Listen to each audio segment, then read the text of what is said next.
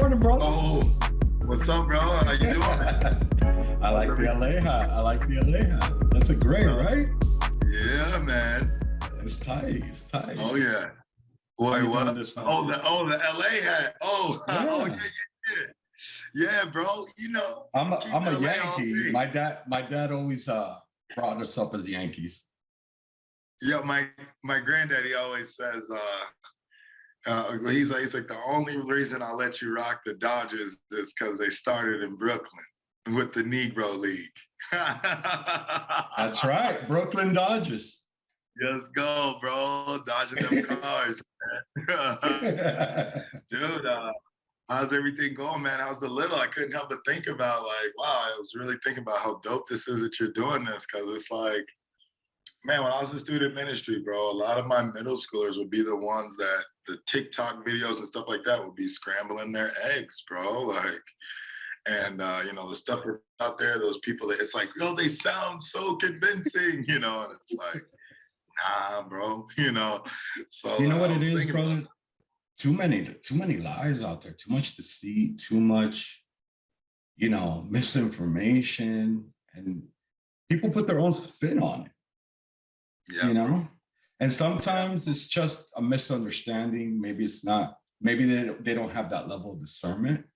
But then there's some that, you know, the false prophets, the people that are spreading the false word, and these people are getting lost. You're talking about, you know, with God, there's black and white. That's the way I see it. Yep. You're either with him, yep. And at the end of the day, if you're going to be with him, then you're with him, period. Yeah. There is no in between. There's no gray area. Yeah. Hot or cold, bro. Yeah. Like nothing's worse than a lukewarm. Spew you out. There you go. Oh yeah, bro. Mm-hmm. Oh yeah. Nah, but I was like, dang, that is super. I was like, dude, this is dope, because it's like a lot of those kids, man, they're getting tore up out there. Kids, adults, it'll probably hit some adults, you know. At the end of the day, if it plants one seed, I'm happy. That's all that matters. Oh yeah. Definitely, I would agree too. A ton of adults, for sure. It's just like, I do think about how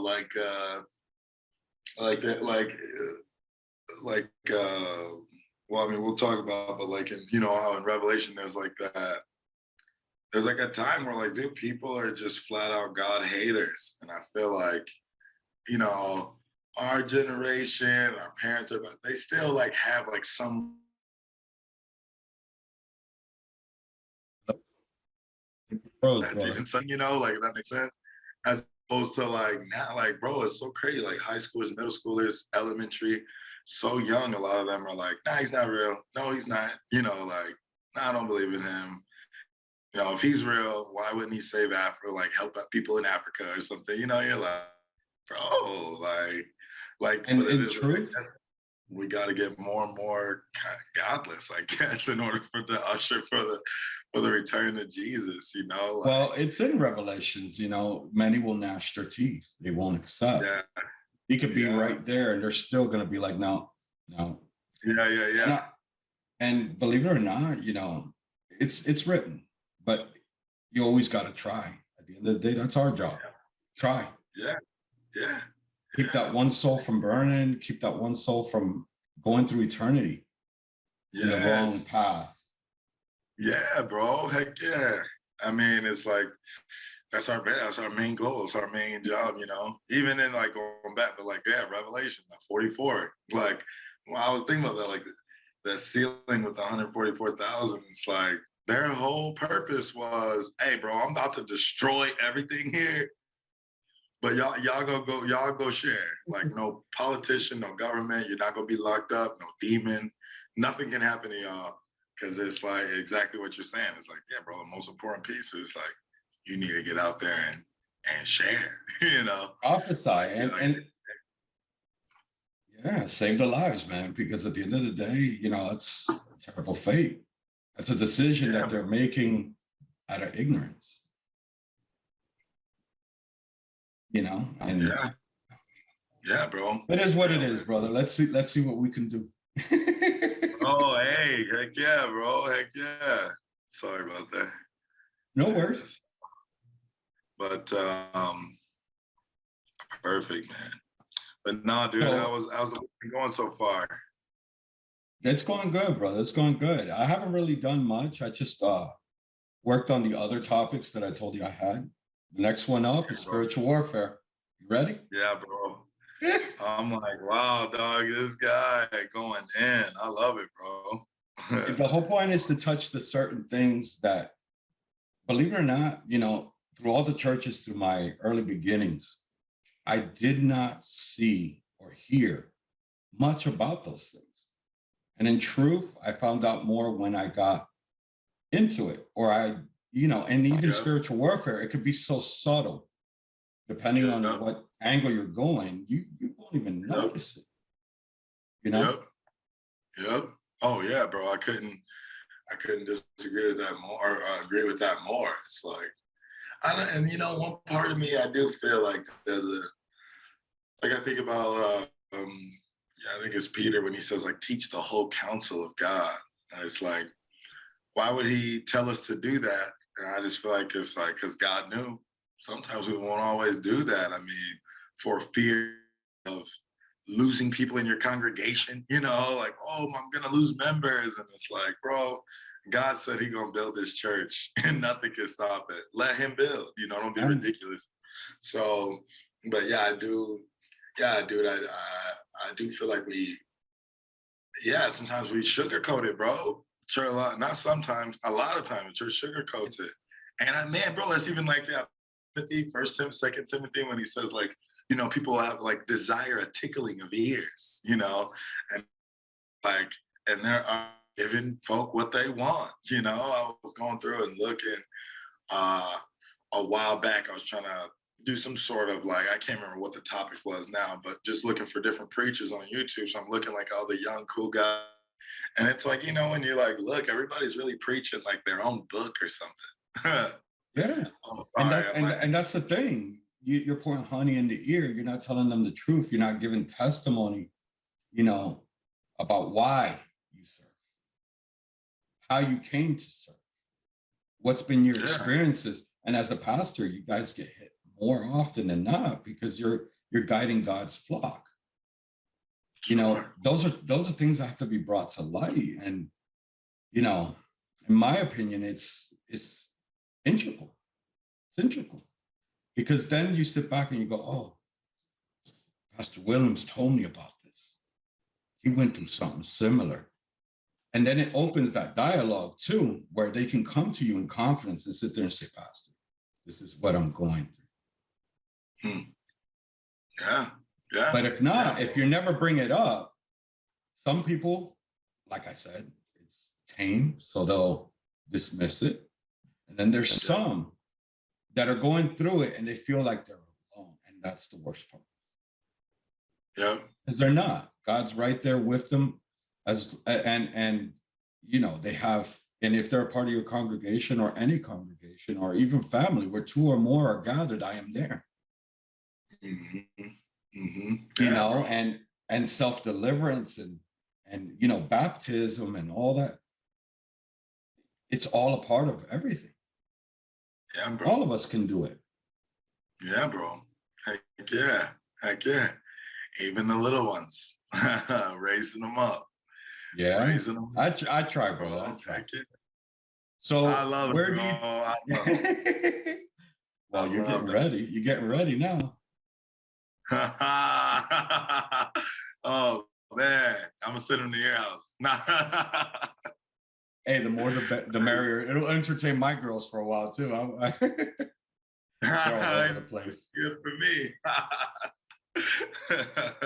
You need a Heck babysitter, you yeah. let me know, brother. I got you. Yeah, hey, let's go, bro. Heck Well, yeah. brother, where do you think we're at? So talk to me. Where do you think we're at in Revelations? Yeah, Where bro. is So, Paul? you know, yeah, so I was going through and looking at all that and studying and everything. And so definitely, yeah, I remember last time I was like, oh, I got them all, the judgment up from the bowls, trumpets, and the seals. Oh, I'll definitely say we're within the seals. But dude, I was looking up some because in the seal portion, Mhm. like a fourth of the world is wiped out. And bro, I thought this was interesting. And like 20, so in 2020, it That's the said, fourth seal, right? huh? That's the fourth seal, right? Uh, The pale I think horse, so. the fourth. Yeah, yeah, I think so. Yeah. Okay, Yep. sorry. Go ahead. So on that, so because like I know there's a lot. I know in that in the breaking of the seals, so there's a lot of like one fourth, a quarter of everything, a quarter of this, a quarter of that, a quarter. Mhm. And so I was looking at this, and it was like in 2020, it said like we still got enough and everything in the world to um, feed everyone, but it was like hunger's on the rise. And I was looking, and in 2022, uh, um, uh, Ukraine, I did not know this, is the world's largest supplier of wheat. Yeah, them in Russia. And so it's like they can't do no nothing. If you like hoppy beers or something, that's all. Your bread, your all that stuff gone, Yeah. bro.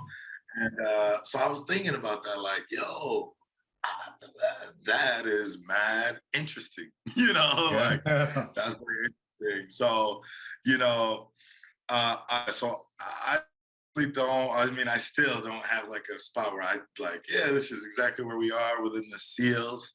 Um, but I mean, that is interesting, bro. Maybe we're at that fourth, like the world's food being wiped out. Uh, but yeah, bro. So I don't know, man, because I mean, there's been so many, yeah, like I said before, like the last one, it's like there's just been so many different times of attack on Israel. But yeah, bro, I wish I did have something where I'm like, yeah, I think we're here. For me, I'm like, I feel like we're in the SEALs stage. I don't necessarily feel like we've hit the fourth SEAL per se, like, For the third seal, the but famine. so that's what I mean. So it's like that's the part of like that's why I was looking that up. Is like, bro, I mean, can people still eat? But 2020 things very interesting now, like with all this happening. So, but remember the Black Death, the Black Plague, whatever all that was, that wiped out a lot of resources. And so I'm sure preachers and everything in those days were going, dog, we in it now, like we in it, we in it. And I hear you, with every calamity, there's always something. And I've heard it many times before. I think there was even, don't quote me on it because I don't remember the exact thing. I was a little kid then. I think in the late 80s, I think there was even calls that said the end of the world was coming. And yeah, it's been predicted many times, but I don't know. It feels kind of different this time around, don't you think? Yeah, this Like one, there's something. I mean, yes, just because especially now, like when was it? Is that Revelation chapter 10 where John is like, I can't take this anymore. I think it's 10 when he stops. And yeah, and then they're like, boy, shut up and do what I tell you to do. Which I feel like is a whole nother sermon that you could preach, like about God, like I don't care how you do what I told you to do, like It is what it is. Follow. like bro, yes, you're obeying, staying out the way. It's like I don't care how you feel, do what I told you. And so they gave him that other book, shut up and eat this book. And now gets to that thing how he describes like it's like this, and it's got the face of a woman, and flames coming from it. Sounds like a rocket or whatever. Mhm. So like that portion, even just a small like 100 years ago, was very difficult to imagine. Like, how's the world going to see this? What are these different things that's happening? I mean, 100 years ago, I don't know if we had nukes and all that stuff kind of going, 1800s or whatever. Maybe I got to go further than 100 years ago. But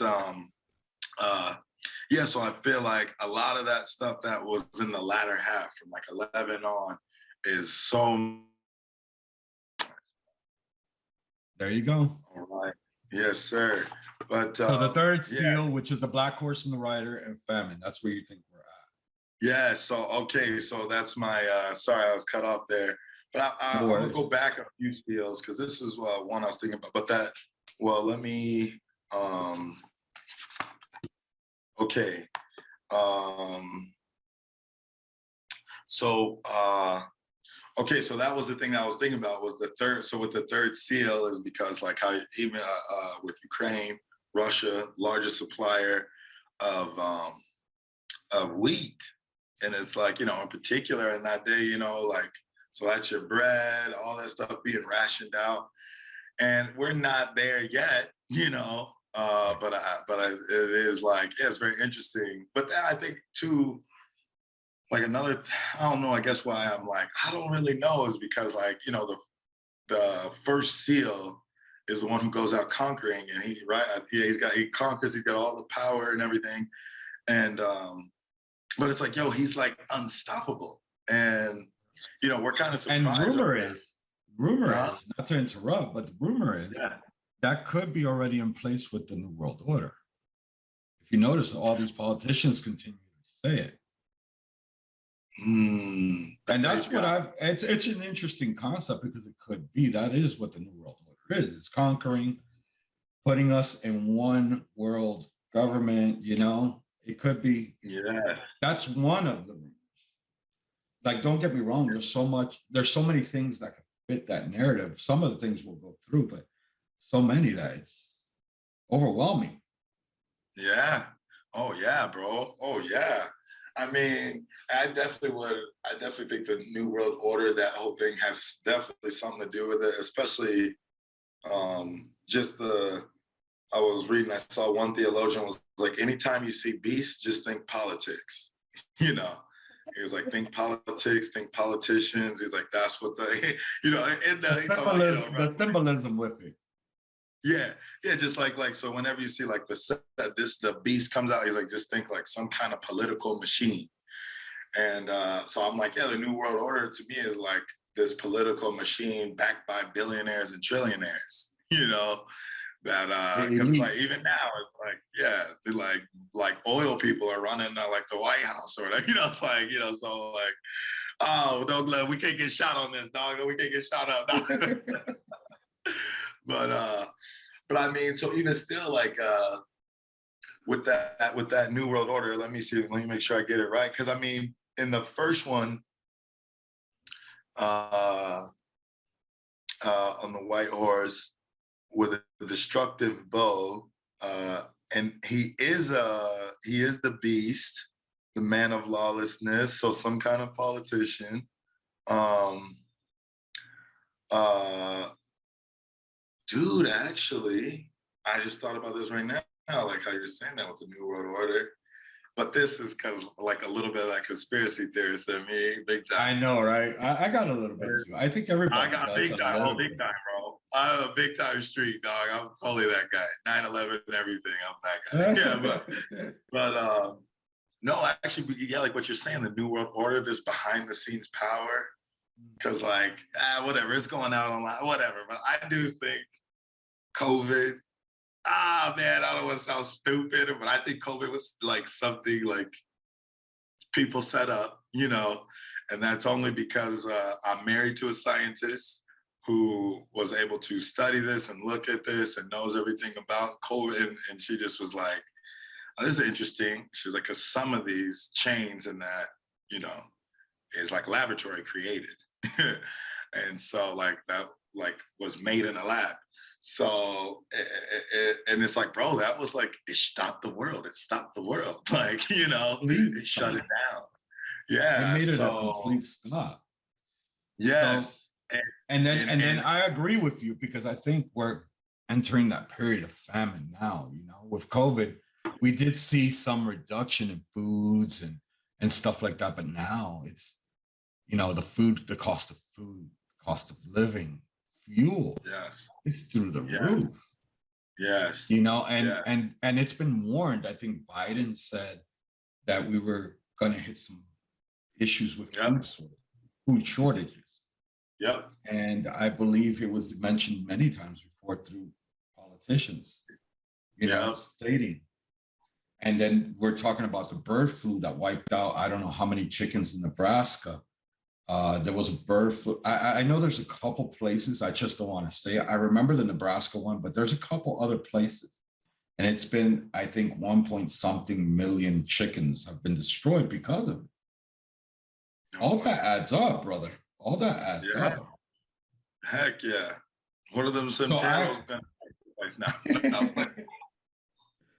Yeah, but no, yeah, But that is. that's why I think we're gonna be. I think you're perfectly right. I think we're in the third seal, and we may see the fourth soon. There's another strand of COVID coming. That BA.2.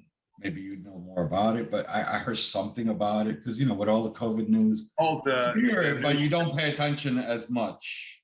the new strand on the way. Yeah.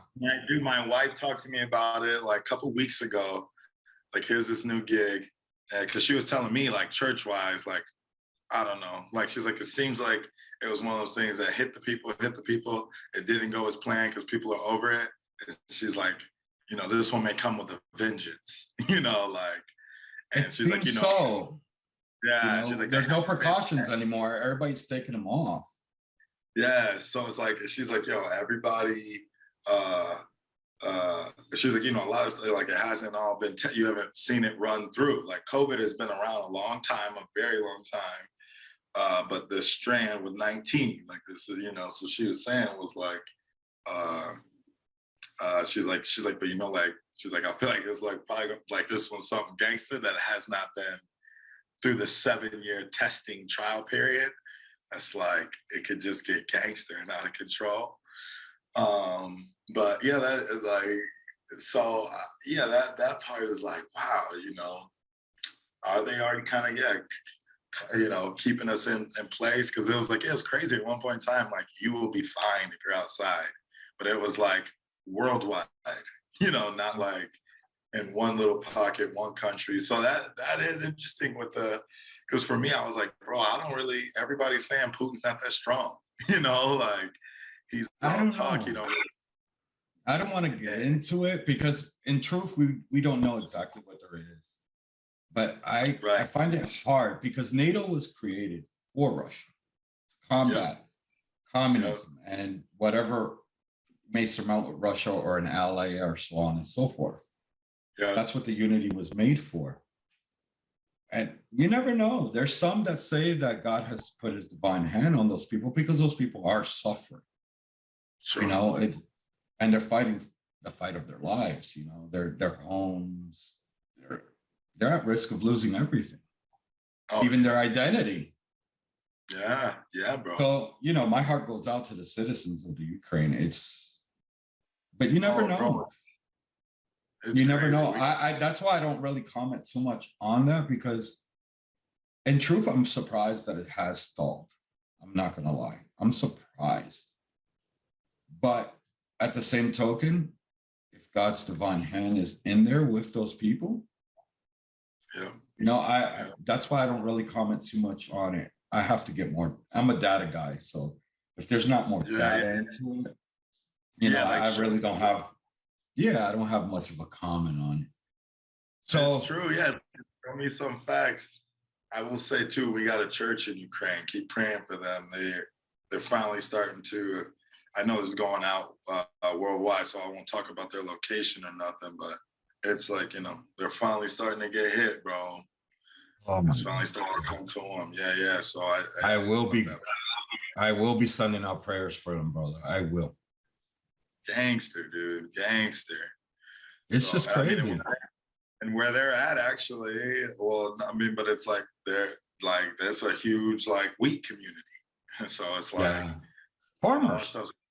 Yep, all that's bombed, Torah gone. So I randomly I met with this older gentleman who's he's a real estate lawyer. And he's got whatever it is, 10,000 acres in Mississippi or something crazy. Wow. And he was saying how the farmers there getting in touch with everyone in America, like, bro, hey, and we don't have everything, so we got to figure this out. there's gonna, coming up in a couple of months, you just need to prepare. Tell your people, get bread and freeze it. Like stuff like that. And so Are buying bread makers, get the yeast. You get that yeast on, yo.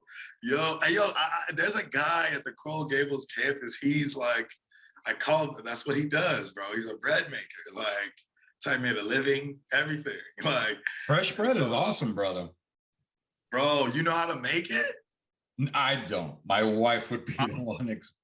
I don't Let's know. go. But I'm saying you got some bread makers in the house. I'm like, bro, he's gonna do a class for our campus, like for the people, anyone interested, But it's dope because I like it. He's gonna be going through like in the Old Testament, and then like the correlation when Jesus talks about, little bread, I'll never the whole lump, I'm the bread, So I think that's bread of life. Yeah, heck yeah. So that's gonna be cool. Yeah. But anyways, no, so that portion there just kind of has me like, what is that about?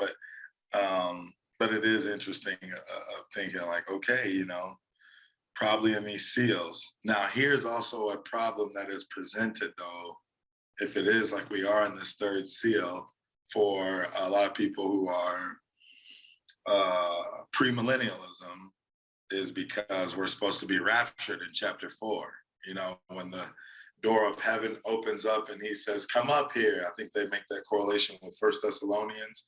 It says like the dead in Christ will raise and we're all gonna go together. And it's supposed to be like, and that come up here was like the voice of a trumpet in 4. And remember how I was talking last time, I was like, yeah, what about this trumpet? So I've heard a lot of theologians like, yes, we're supposed to be raptured. So so it is like, if we are in the third seal, it totally blows away that view, because it's like, honestly, I think previously you mentioned we were going to go 7th bowl, right? Previously. Yeah, that's what I was and thinking. Honestly, I think that might be where it's at. I think so. I think we're meant to go through some of this stuff, because if you go through it, like Revelations is 22 chapters long, but let me take a quick look. I know there's a couple passages that I read where it mentions that around that time, let me see, where is it at? When Abandon is released, with the locusts, I should be, okay, 9/11. Got it. When Abandon is released, he's going to come out with locusts. Okay. And let me see.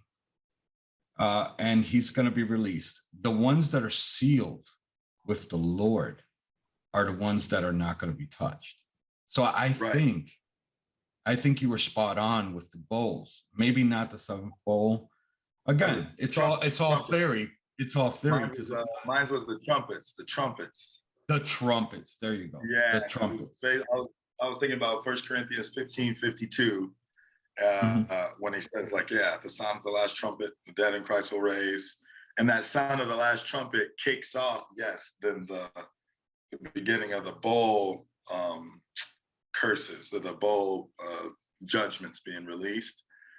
And so that just always had me interested, like, what the heck is that? But I mean, when you look at it, it's a whole lot of chaos. See, 9/1, I was off. Abandon's released on 9/11. If you look at chapter 9, verse 1, the 5th angel trumpeted, the bottomless pit was open, a key was given, the locust came forth. Only the men without the seal of God in their foreheads are to be tormented. So that to me tells me we're probably going to get raptured a little later, right? Because it's specifying there. There's going to be 2 marks. There's the mark of the beast, the mark of the Lamb, the mark of the Lord. Yeah.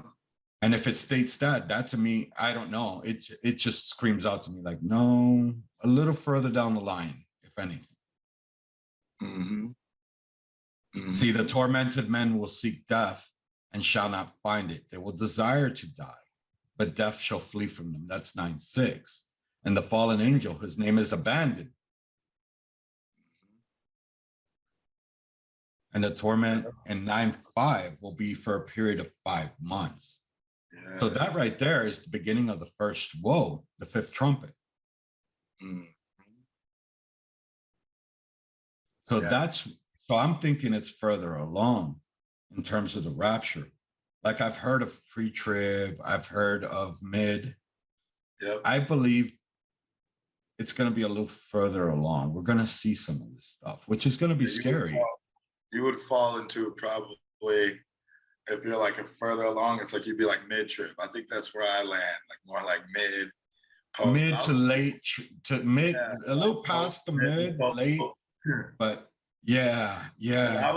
I was a pre-millennialist for whatever 8 years, something like that, 8, 9 years, and yeah, bro, there was just certain things I'm like, dang, bro, like, but I mean, too, I don't, I think about, I had the privilege to meet this guy. He does, this was years ago, 2011, 2012. Ed Henderson. I had the opportunity to chop it up with him and hang out with him. He's the guy who's known for doing the Bible in an hour. He goes around churches and just teaches. I've heard of it, but I didn't. No, not the Bible. He does Revelation, excuse me, in 1 hour. Yeah, wow. Yeah. So, 1 hour. He just travels around the churches and just boom, hits it. And I remember talking to him about it, and I remember saying, "What do you think about this seventh seal?" This guy's a doctor, 70s, got the wig, like, wise old man, and he got to be in his 80s now. Yeah, I remember talking with him, asking him, and I was like, "Well, bro, what do you think about the trumpet?" And he goes, Al, I've been studying this book a long time, interesting. And he goes, but I just feel like if Jesus took on God's wrath, like, why would we have to suffer it? And then and I was like, yeah, I couldn't agree more. He's like, because God is literally pouring his wrath out on the planet. And I was like, I agree. I was like, but in the end, when he does the big final judgment, I was like, do you think that's the one that he suffered for us? The big final, like, suffering, like, of God's wrath. And he just was like, it's interesting, but I don't think we're meant to suffer his wrath, and I was like, okay. I agree with that, but it's to be honest with you, brother, it's all speculation at this point, because he's going to come like a thief in the night, says it himself. Yep. For no one knows but the Father. Yep. Yes. It's like he gives us some ups, like, here's what's going to happen, here's how to look, And I think that's why he told John not to seal it, so that way people knew what was coming. The faithful knew what was coming, because it's a lot going through 22 chapters and actually letting it assimilate. You'll get discernment on some you'll have to, it's a book that you have to read more than once. And if you don't have that discernment, the symbolism itself will throw you off too. It'll crush you. Yeah.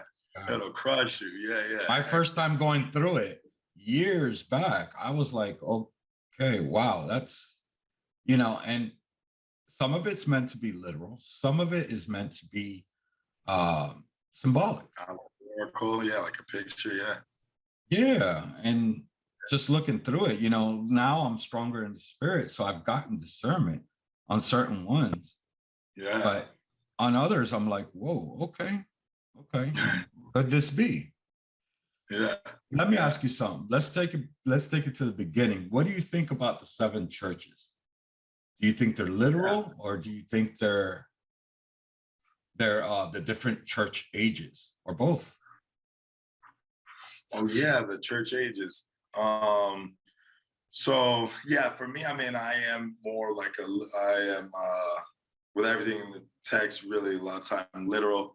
And the only reason I think this one is in particular literal is because Paul he launched Ephesus, and then in the later years of John's life, he was pastoring that church, and then Diocletian, I think, is the name of the emperor in that time.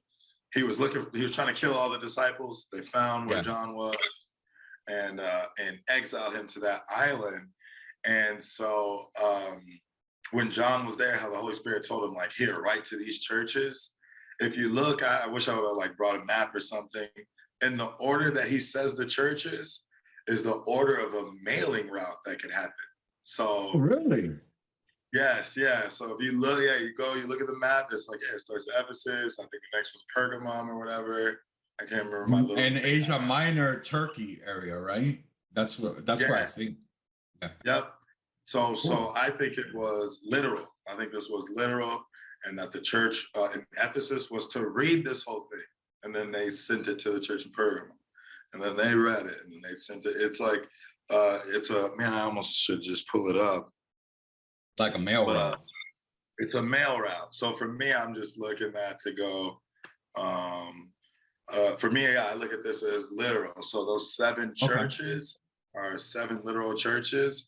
But I also think, though, that you could, like, I think too, like you could say, like, these are 7 types of churches that we see today. You know, churches that are solid and forgot their first love. You know, because Ephesus, to me, I would consider that a mega church. You know, Yeah. I would consider Laodicea a mega church. But then like Philadelphia, that's like the mom and pop church that, you know, ain't got no money or whatever, but they love Jesus, you know, Amen. and stuff like that. So yeah, for me, yeah, I would look at those as 7 literal churches. Those churches, yeah, I don't look at them as the church age. Too simply, just like little thing, like which one does he say? I know you live in a where Satan dwells, like a pit where Satan is. Is that the church in Philly? Where Satan's throne is? The church that Or is that- patiently persevered. Oh, Thyatira? Thyamara. Yeah, The church whose Thyatira, false prophecies was leading people astray. Sorry. I think it's that yeah. one. Cool. Yeah. So no, it is Pergamum. Yeah, the second one. He says a place where Satan's throne is. And so like in Pergamum, yeah, I think that's the place. I can't remember if we talked about last time, but like where they had that place of healing where they would go and you'd have these snakes walk all over you. And if you didn't, Oh, you yeah. didn't. So like it's like that was there in that time, in that place, right then and there. And he goes, this is where Satan's throne is. Like this is where he's at making moves right now. And so like it was stuff like that for me that just kind of like, yeah, these I would look at these as 7 literal churches, you know. But then it's like also too, yeah, I would look at it as these are 7 types of churches you see in the world today. Right. You know. I can see where they get the correlation of church age because each one is Yeah. different, you know? So I get that. Yeah, definitely. Yeah. Oh yeah, bro. But now, yeah, I would fall in that literal category there. You know. Let me ask you something. Jump in chapters. Jump into Yeah. back to chapter 6, verses 6:12 through 7:1. Last time we spoke about it, and I told you I felt like a discernment about it. Could it be nuclear? Could it be a fallout? You know, the reason being is the description. The 6th seal, a great earthquake. The sun becomes black like sackcloth of hair. The moon turns to blood, which could be, like I told you, could be radioactive fallout that accumulates in the sky. The stars fall and the fig tree casts her untimely figs when shaken by a mighty wind, which could mean shockwaves. But the one that catches my eye the most is 6:15. The kings, the great men, the rich men, every man hid themselves in dens and in rocks in the mountains. And then I know with a nuclear blast like that, being that there's such a huge shock wave, it basically expands outward. So it could seem like the earth is holding the 4 winds. And that was the discernment I got on that. What do you think on that? Yeah, bro. I really think that is super interesting and incredible insight. Um, and I mean, and especially it's like, probably back then they just couldn't imagine that, like what the But heck? well, explaining that, you don't know. Yeah, like You know, what? I, Yeah, I think at the time the most they had were like stones that they would probably douse in oil and light up, or wouldn't, it was fire. Fire was the main thing. This is, right. I don't know. I read it. I was reading it. It was at night, and I don't know. I went through it, and I was like, huh. And I felt I like do. something telling me nuclear. Then I went back and I read it again, and I sat there and just tried to open the mind a bit. It was discernment, brother. I just sat back and I was like, Bro. oh, I really think that is pretty is very much because it's like how can you wipe out a lot of stuff quickly? Nuclear, and and it's just the way it sounds, like it can yeah, cover the sun. It can cover the sun. I think back in the days as a kid, in the late 80s, early 90s, you hear nuclear and what it can do, and it can block out the sun. Okay. yeah, yeah, It can give that haze, that reddish radioactive haze that covers the sky. So when the moon shines through, it'll look red. You know, the fact that there's a mighty wind, the shock wave, and the fact that everybody's hiding in dens and rocks in the mountains, that to me sounds like shelters. And yes. then and then the winds and the quietness. And I don't know. I've only been through a couple big storms, like Hurricane Andrew was one. And I remember before and after, it was like eerily quiet, calm, Sure, no wind. It was just, you know. So sure. that's what I envision with it, you know, when I read those verses. I don't know why, but that's what stuck to me about it. I think that is, yeah, I was about to say, I think that is a phenomenal insight, man. And yeah, I agree with that, because I feel even just like just in my flesh thinking about it, it's like by chapter 10, John is like, no more, bro. Like, I can't do this anymore. And, you think about like, yeah, you see a nuclear fallout, you never experienced nothing like that, you never seen Yeah. nothing like that.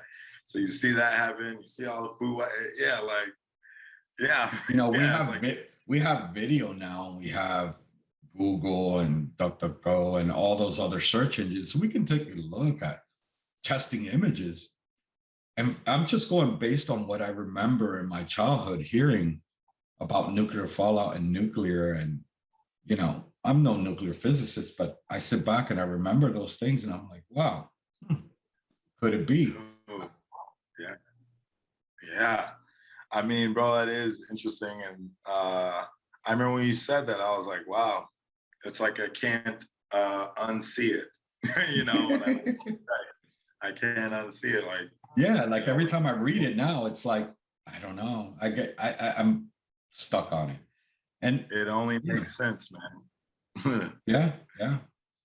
Yeah, it only And makes then sense. I don't know.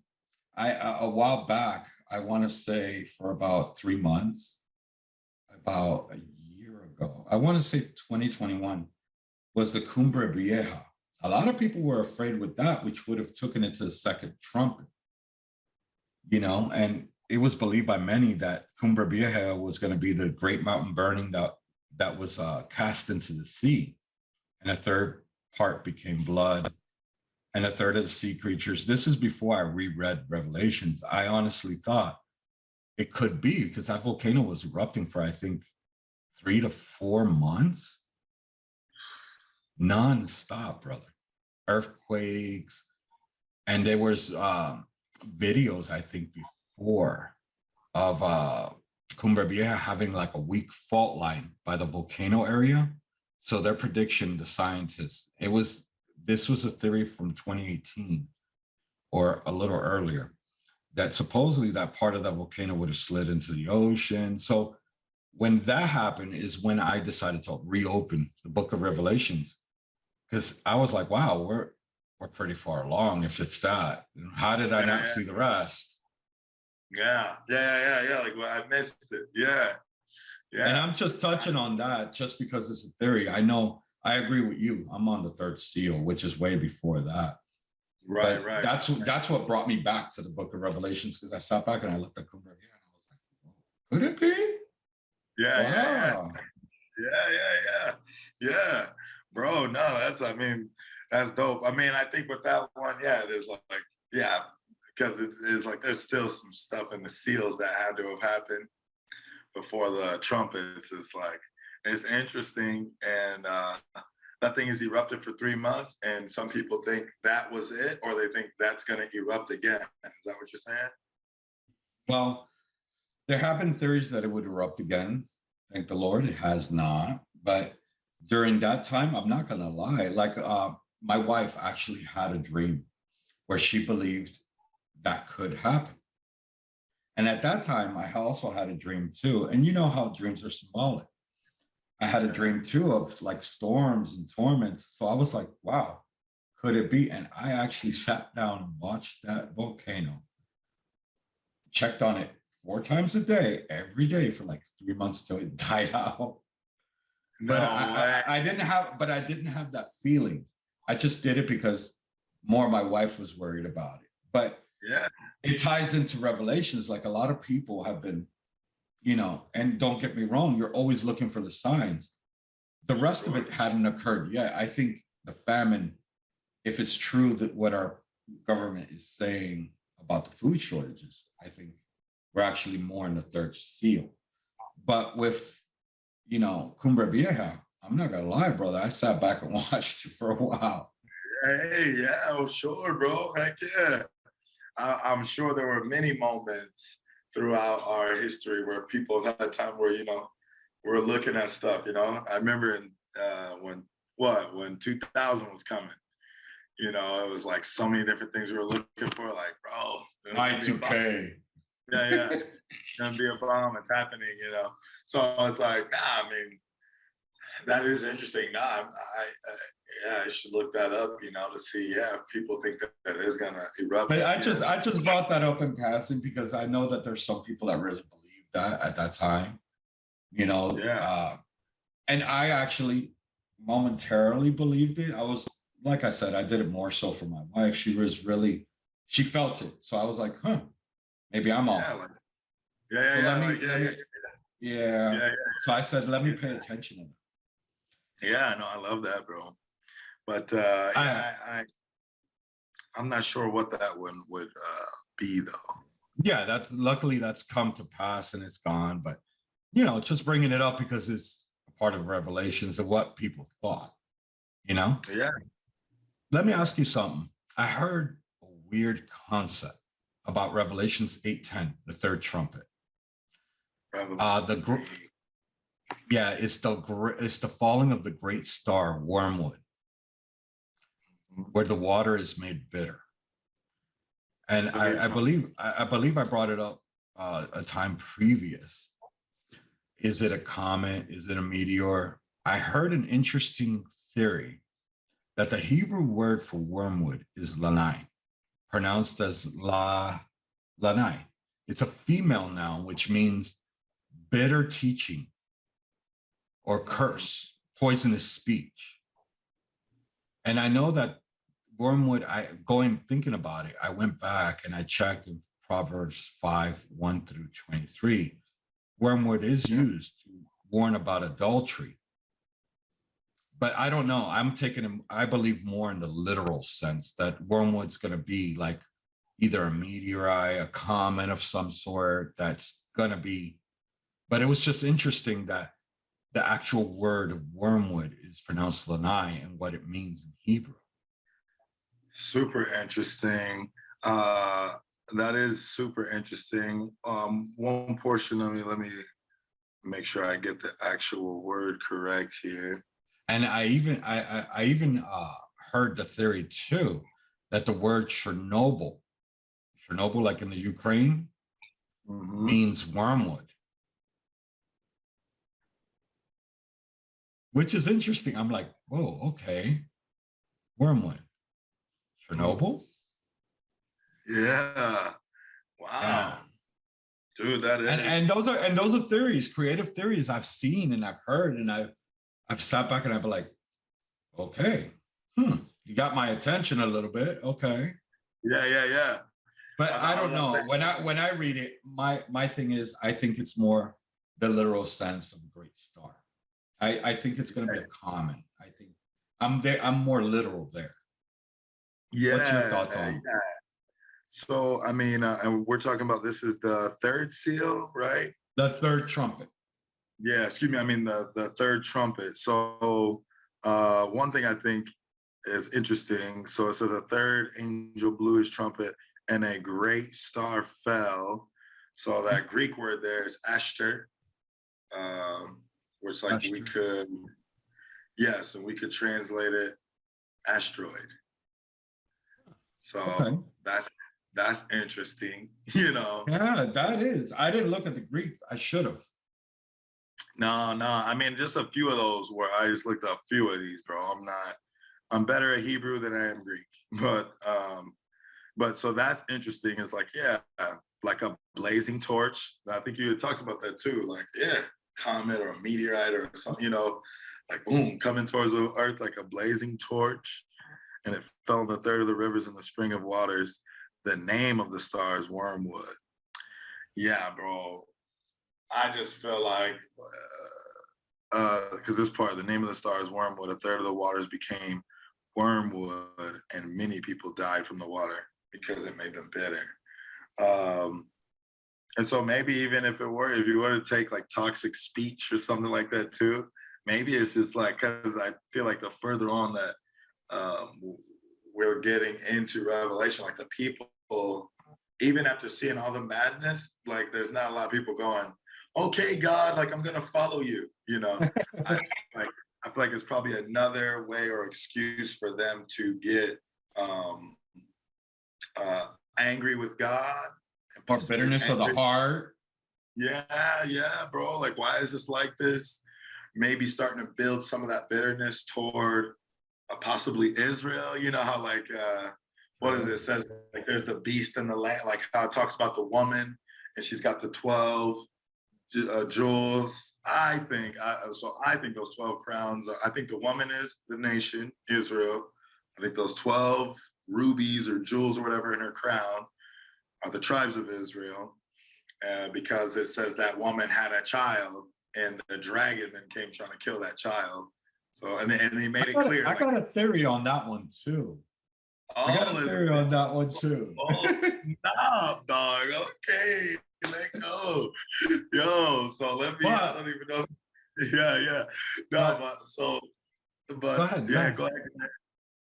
No, but thinking about it, like for example, not to jump around because Nah, it's cool, you know, bro. Chill. I want to be able to go through all the theories, but chapter 12, this is where I wanted to get your view on this. Chapter 12 is the mysterious woman giving birth. When I read it, like for example, let me go through the machinations so that way we could be on the same page. On 12:3, the great dragon with 7 heads and 10 horns and 7 crowns upon his thorns. I'm sorry, upon his 7 heads. The great dragon is described as Satan the devil. Now, when I read chapter 12, what hits me is it sounds like a flashback, a past events prior to Genesis, because in Genesis, when the devil was on the earth and tempting Eve, he was already cast down. Am I right? Yeah. When he was in the garden and tempting, yeah, he had already. So somewhere in the midst of creation, before the creation of man, he fell. So could this be the previous war in heaven? Could the child that is being born be Jesus? Is the woman Mary?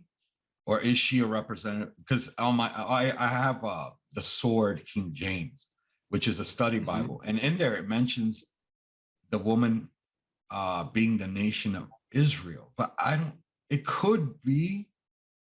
But honestly, this seems like chapter 12 seems like a flashback to prior to Genesis to me. I don't know why. Whenever I read it, that's what hits me, because when you sit there and you think about it, You know, the child was caught up unto God and to his throne. The woman fled to the wilderness. And in my study Bible, it has desert in parentheses. So she fled to the desert because they're thinking nation of Israel, Yeah. where it should feed her for 3.5 years. The war in heaven and the angel Michael and angels fought against the dragon. The dragon Yeah. did not win, and he was cast out. And then if you look at verse 12, 11, overcome by the blood of the Lamb and by the word of their testimony. Is this a reference to the crucifixion? So it seems to me, I don't know, maybe I'm just off, but every time I read it, I'm not gonna lie, I lean towards flashback, because it's like a flash. okay, the devil was cast down. So is this telling the story of what transpired previous? Bro, I think that is a dope, a fantastic observation, bro. I think that's super interesting. The one reason why I think it is something like of a future event is so you remember when he opens up and he says, I want you to talk about, let me read it so I get it right. Revelation. If you look at, you're looking at Revelation 12. I'm looking at Revelation chapter. Actually, I'm going to chapter 1. I'm explaining why I think it's still future. So in chapter 1, let me find the word here. Great. White wool. When I fell as a dead man. Okay. So in Revelation chapter 1. We get the outline of the whole book. And so in 17 there, we can jump down to 19. So okay. Jesus is talking to John and he goes, "Write therefore the things that you have seen." So he probably experienced a lot of this already. Those that are and those that are to take place after this. That Greek word, whatever, I can't remember, metatonic, meta something, but it's so this is happening after the things that are. So he then you think this is something that's gonna happen, right? Yeah, so I'm pointing this out because in chapter 2 of Revelation, he begins to talk about the things that are. And that's why I think those are 7 literal churches. That's why I think because chapter 2, chapter 3 are all these churches, and then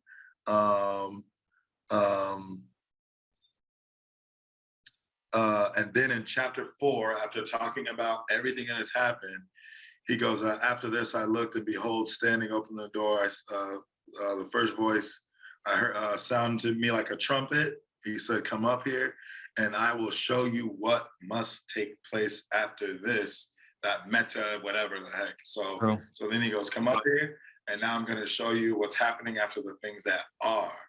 So that big, long, like, kind of felt like all over the world.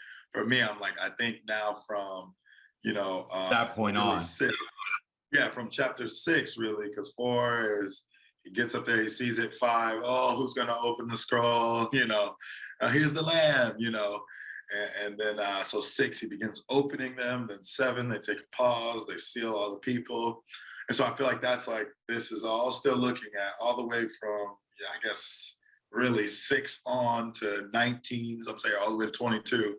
This is what's going to happen, And so for me, I think that is dope. I think it's a very interesting observation.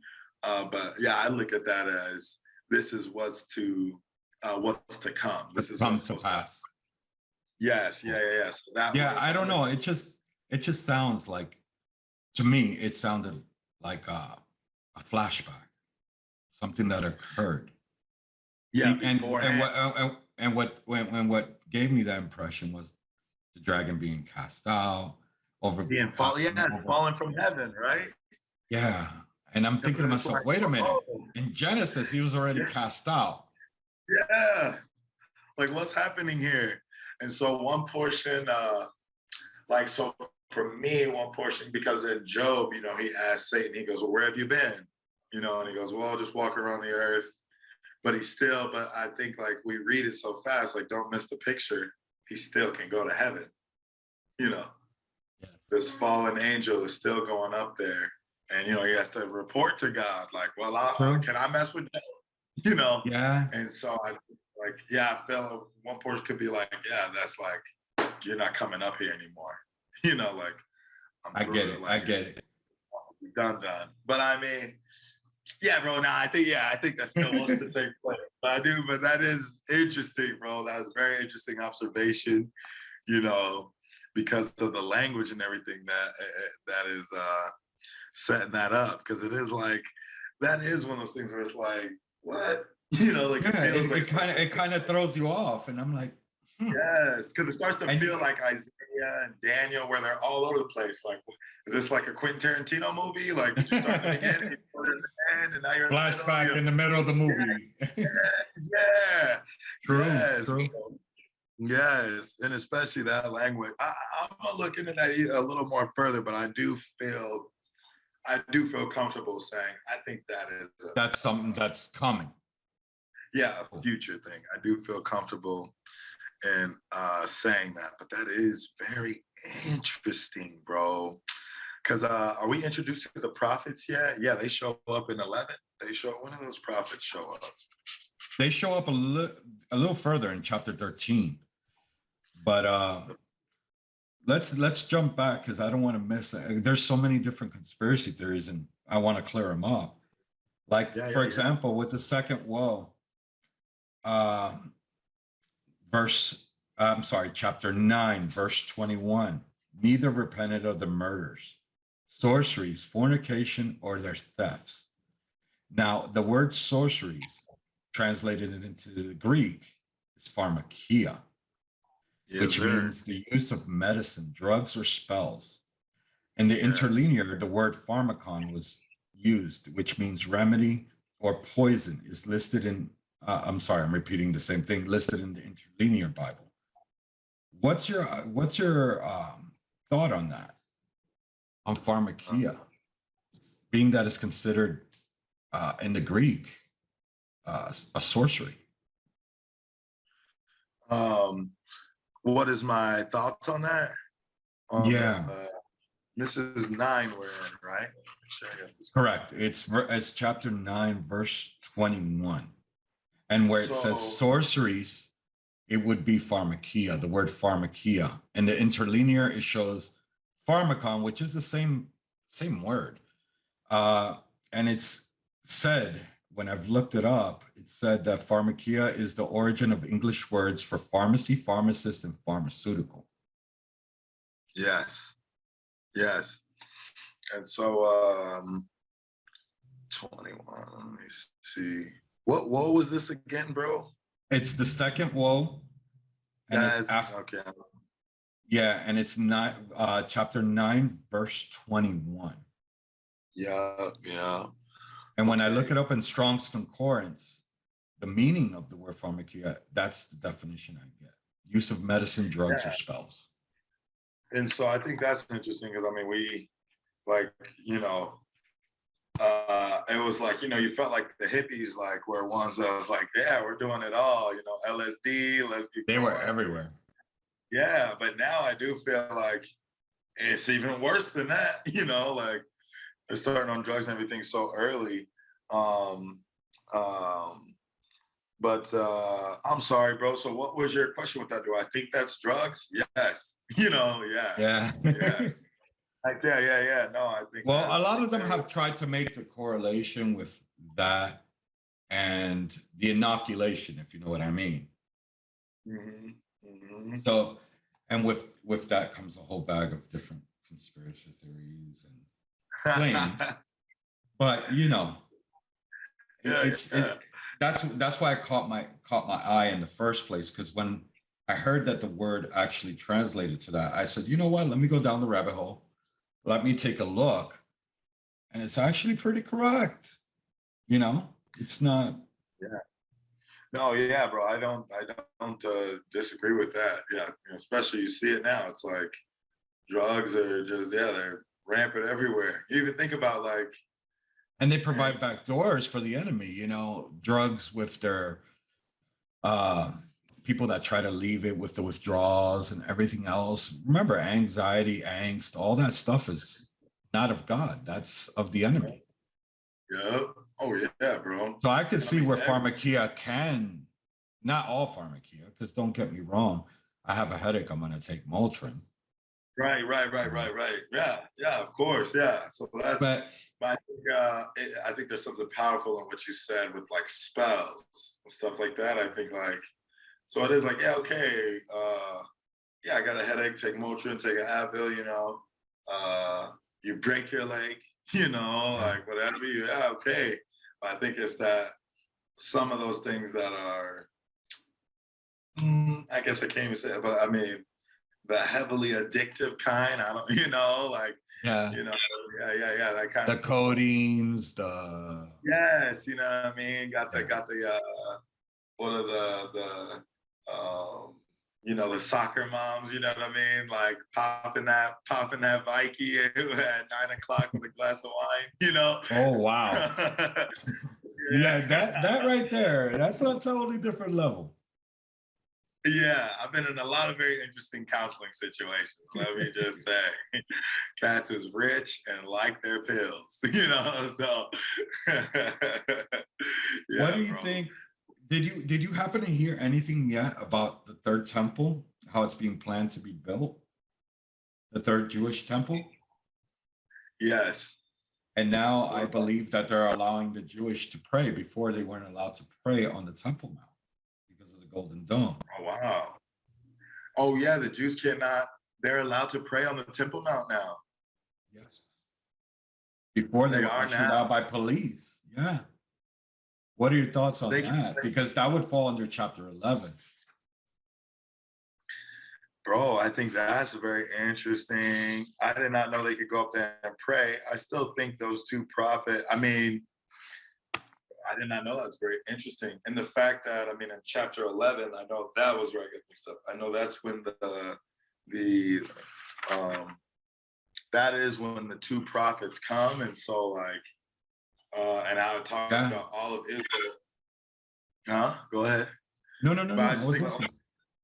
yeah, so like how all of Israel, because when those two prophets come, it says like Israel's going to be coming back because what? It says one prophet controls the weather, the other one controls the law. And so that's what I think we were talking about last time, like who's the only person we know of who like, you know, stopped weather, Elijah and law, Moses. And who do you believe the two prophets will be? Could it be Moses and Elijah or Enoch and Elijah? Yeah, so Honestly, I they mean, both have a pretty good argument for each other. I don't think Moses tasted death. I know Enoch did not, even though he's just Enoch mentioned did briefly in not. Genesis. And Yeah, Elijah Enoch, definitely did not. So that's why he's in right. both. Right, exactly. So I think like Elijah, he didn't taste it. Enoch did not at all. And I was thinking about that last time because I was like, yeah, I think because they both haven't tasted it. I was like, it's not a popular camp. I think that it's those that it was them too. But the one thing that got me like thinking a little more was why it could possibly be Moses is I think it's in Jude. Uh, yeah, I think it's in Jude when he's talking and he says how uh, uh, Michael, the archangel Michael, the high angel, and Satan were fighting over Moses's body. And so that got me thinking is like, why is this angel going and trying to get this dude's body?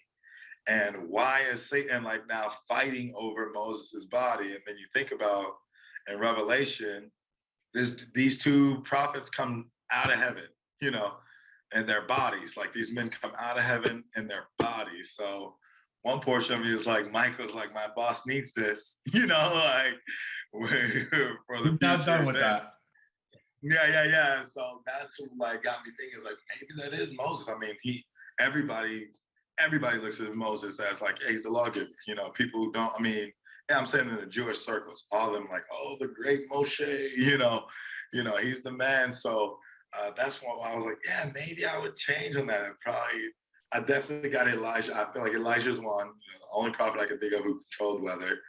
But then like, yeah, the lawgiver, I'm like, and why were they fighting over this man? And that makes sense. The lawgiver. You know, yeah, why are you fighting over his body? Like, why not Adam? I would want to find the first man, or David, like why gotta go get him? Why Moses of everybody?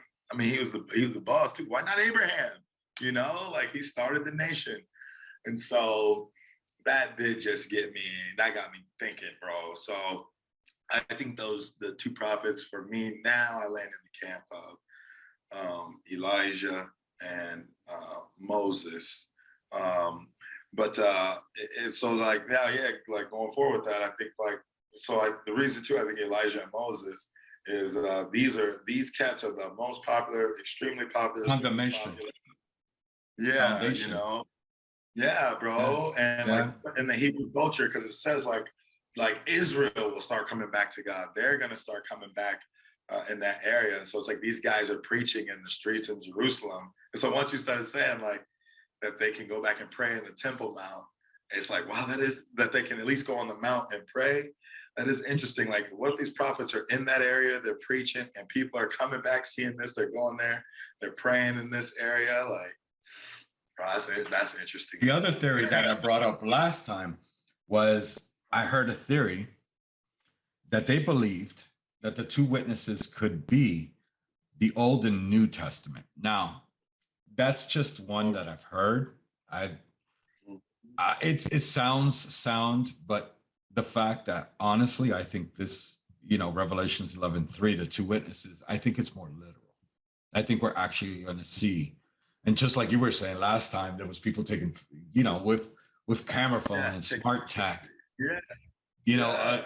He's going to be ascending down. I believe it says, right? They're ascending down, and they'll prophesy for 3.5 years. I think that's something we're going to physically see. Yep. And the fact that they're gonna, pass away. Rejoice when they die, and like someone's gonna kill them, and everyone's gonna be happy. Like, yes, and they literally have a national holiday for the killing of these men, like a worldwide holiday. Correct. But one portion is like, yeah, bro, I think for 3.5 years, they're like, get right with God. Y'all are trash. Get right with God. Y'all suck. Get right with God, And so I feel like that's why everybody's rejoicing, because at that point, we're, in the trumpet stage. So it's like so much death, destruction has happened, and wickedness is running rampant.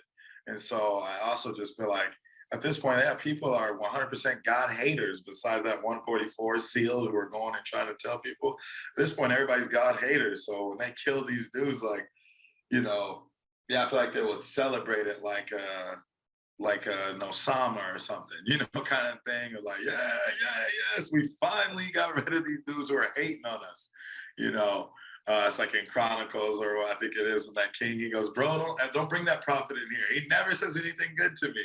He doesn't have anything good to say. I don't want to hear from him, And so like, I feel like that's probably where the people are at. But I think it is interesting that they say Old and New Testament. But I think like I just found it as an interesting thing, but I'm not gonna lie. The way it's foretold about them prophesizing for 3.5 years, their body will lay in the streets for 3 years. To me, that sounds more literal. And honestly, I wasn't too sure if it was Moses and Elijah or Enoch and Elijah, but after hearing it, it's true. I agree with you. I think the foundational piece is Moses. Yeah, bro. Yeah, bro. I thought all you have to say is the name, brother, and you know the law. Everybody knows. Yes, everybody knows. But so I think so. Yeah, I was in the same camp as you. I'm like, bro. And don't get me wrong, Enoch did not taste. I don't believe tasted death, and I know he walked with God. That's the only reason. Yeah. Exactly. That's cool, because at first I was the same way. Like, bro, I didn't think about it. I was like Elijah, Enoch, because Enoch walked with God. He was teaching the people about God, and God loved him so much that he was just like, bro, come on with me. Let's go. You know, Yeah. like, Yeah. you're not going to die. Come on, let's go. So for me, I was like, oh, no brainer. Enoch, Elijah. You ain't got to fight about these bodies. You ain't got to go find them. You know, boom, he down there. But then it was the fact that, like, yo, Jude, yeah, why were y'all wrestling for him? You know, like, Yeah. you know, because, like, yeah, I think about saints or whoever who are like cremated. It's like, yeah, God is just gonna, I don't know, bring those pieces back, like Star Trek back in the day when they used to beam in different spots. You know, they see him like, boom. Yeah. So yeah, he could do that with Moses wherever he's at. But the fact that he was I don't wrestling, know. Moses I don't think Moses tasted death, did he? no, he died, bro. Yeah, because He did? yeah, he died. He died like old and strong, like how Abraham was too. Like here one day, gone the next. But yeah, God took him up on that mount, and he told him like, "Yup, this is that city, and you not going." You know, and so and then it's like, you know, he slept with his father or something like that. Deuteronomy. And I honestly like, But yeah, I really didn't think about it, but I agree with Moses and Elijah. It makes sense. The 5 books of the Torah are Moses. He's the lawgiver. yeah, I mean, that's So, yeah. the foundation of everything, you know. And the fact that like Israel, like I was saying in 11, like Israel's gonna recognize these people, get excited, and come back. And it's like, even though they are not a like a Jesus nation, you know, they are experts in the Old Testament. So Oh, it's of like, course, even the if they Torah. They oh live yeah, it. bro. And those guys, and there are people who like don't rock with religion and none of that now. Like they're like, oh, I hate God. I want nothing to do with it. I don't. But like, you know, growing up, they all know the stories of Moses. They all know the stories of Elijah. They know the all law. They know the Torah. Yes. So I could imagine exactly what we're saying. Cats on their iPhones, like, yo, you was listening to these people, you know. You know, a guy like, you know, I don't know, a Shmuley or whatever. Or who hasn't- somebody in Israel that has so many tourists and so many people from different nations, you know, something would show up. So, Yeah. but again, we're far off. We both think it's the third seal, so that's pretty far. Yeah. That's deep. That's deep in the game. Yeah.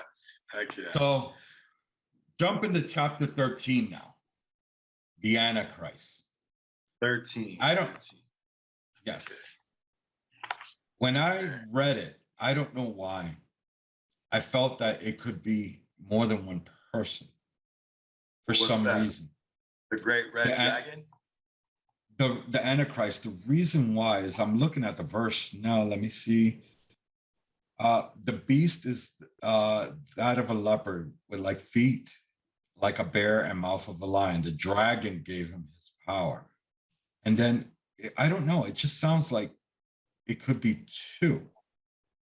I've also heard that the theory that it could be a person, and now with technology, AI. Yeah. You know, and that they would No, create but, these what was that last miracles part you with said? Project Bluebeam, which is like go ahead. No, what was that last part you said before? But no, keep going. No, I understand the last word. Just going through the theories, like when I read it, it sounded like maybe a couple people. And then I've heard theories of maybe a person and what's AI. I've heard of that the Antichrist may, because there's so many theories, there's creative theories out there, bro. There's crazy. Oh, yeah, sure. Oh, yeah, sure. And also in that technology front, that they would produce these miracles with Project Bluebeam, which is, I don't know if you've seen it. It's this machine that projects an image, and it looks so realistic and so detailed that it looks like, you know, I think I saw a video of Project Bluebeam being used in Wrigley Field in Chicago. And they had like a dragon floating through. It looks so cool. No way. Yeah. Project Bluebeam. Bluebeam. Bluebeam, bro. That sound, and that. Well, look it up. I'm gonna like, Yeah, I'm gonna say it's like, yeah. oh, watch that, bro. That sounds gangster. And then other theories, you know, of course, the NWO, And the reason why I bring that up is the world divided into 10 sections, hence 10 kings. Yep. You know, the WF agenda, these are all things that are current. The World Economic Forum released an agenda 2030, own nothing and we'll be happy. You know, there's also the Pope pushing the initiative of the Abrahamic Family House, which is a blending of the Jews, the Christians, and Muslims, which is one world religion. What are your thoughts on that? Because it all pretty much can assimilate with chapter 13, which is the Antichrist, the beast. Yeah. Yes. Yes. Sorry. So I mean, so for me, I do think that Antichrist is, I do think it's a person who has extreme political power. You know, he's got everybody in his pockets. So those 10 kings obey him, you know, the ones, so and then what was it, beast coming out of the sea, you know, I think that's more politicians. So whoever, that's the stuff that I don't know well. You're like, but like if there's a certain country that has a stronger Navy presence, I mean, I don't know. I feel like we're the strong, like America's military. I think the Antichrist is here. I just think he hasn't. I think he's already here. Yeah, I think he just correct. And yeah, because he's got to go through. Just like we spoke last time. Trumpets, you know, before he reveals himself, you know. Correct. And just like we spoke last time, I've heard snippets that kind of make you think. Prince Charles, I believe it was, I don't want to say the wrong type of meeting, but I believe there was a meeting where I want to say it was a NATO meeting. And just when he was going through his speech, the fact that what caught my ear was he sat back and he said, and he will need unlimited funding, trillions at his disposal, and a military force. His disposal, that's singular. All right. Yeah. So that's what caught my attention on that. And then I looked at not he.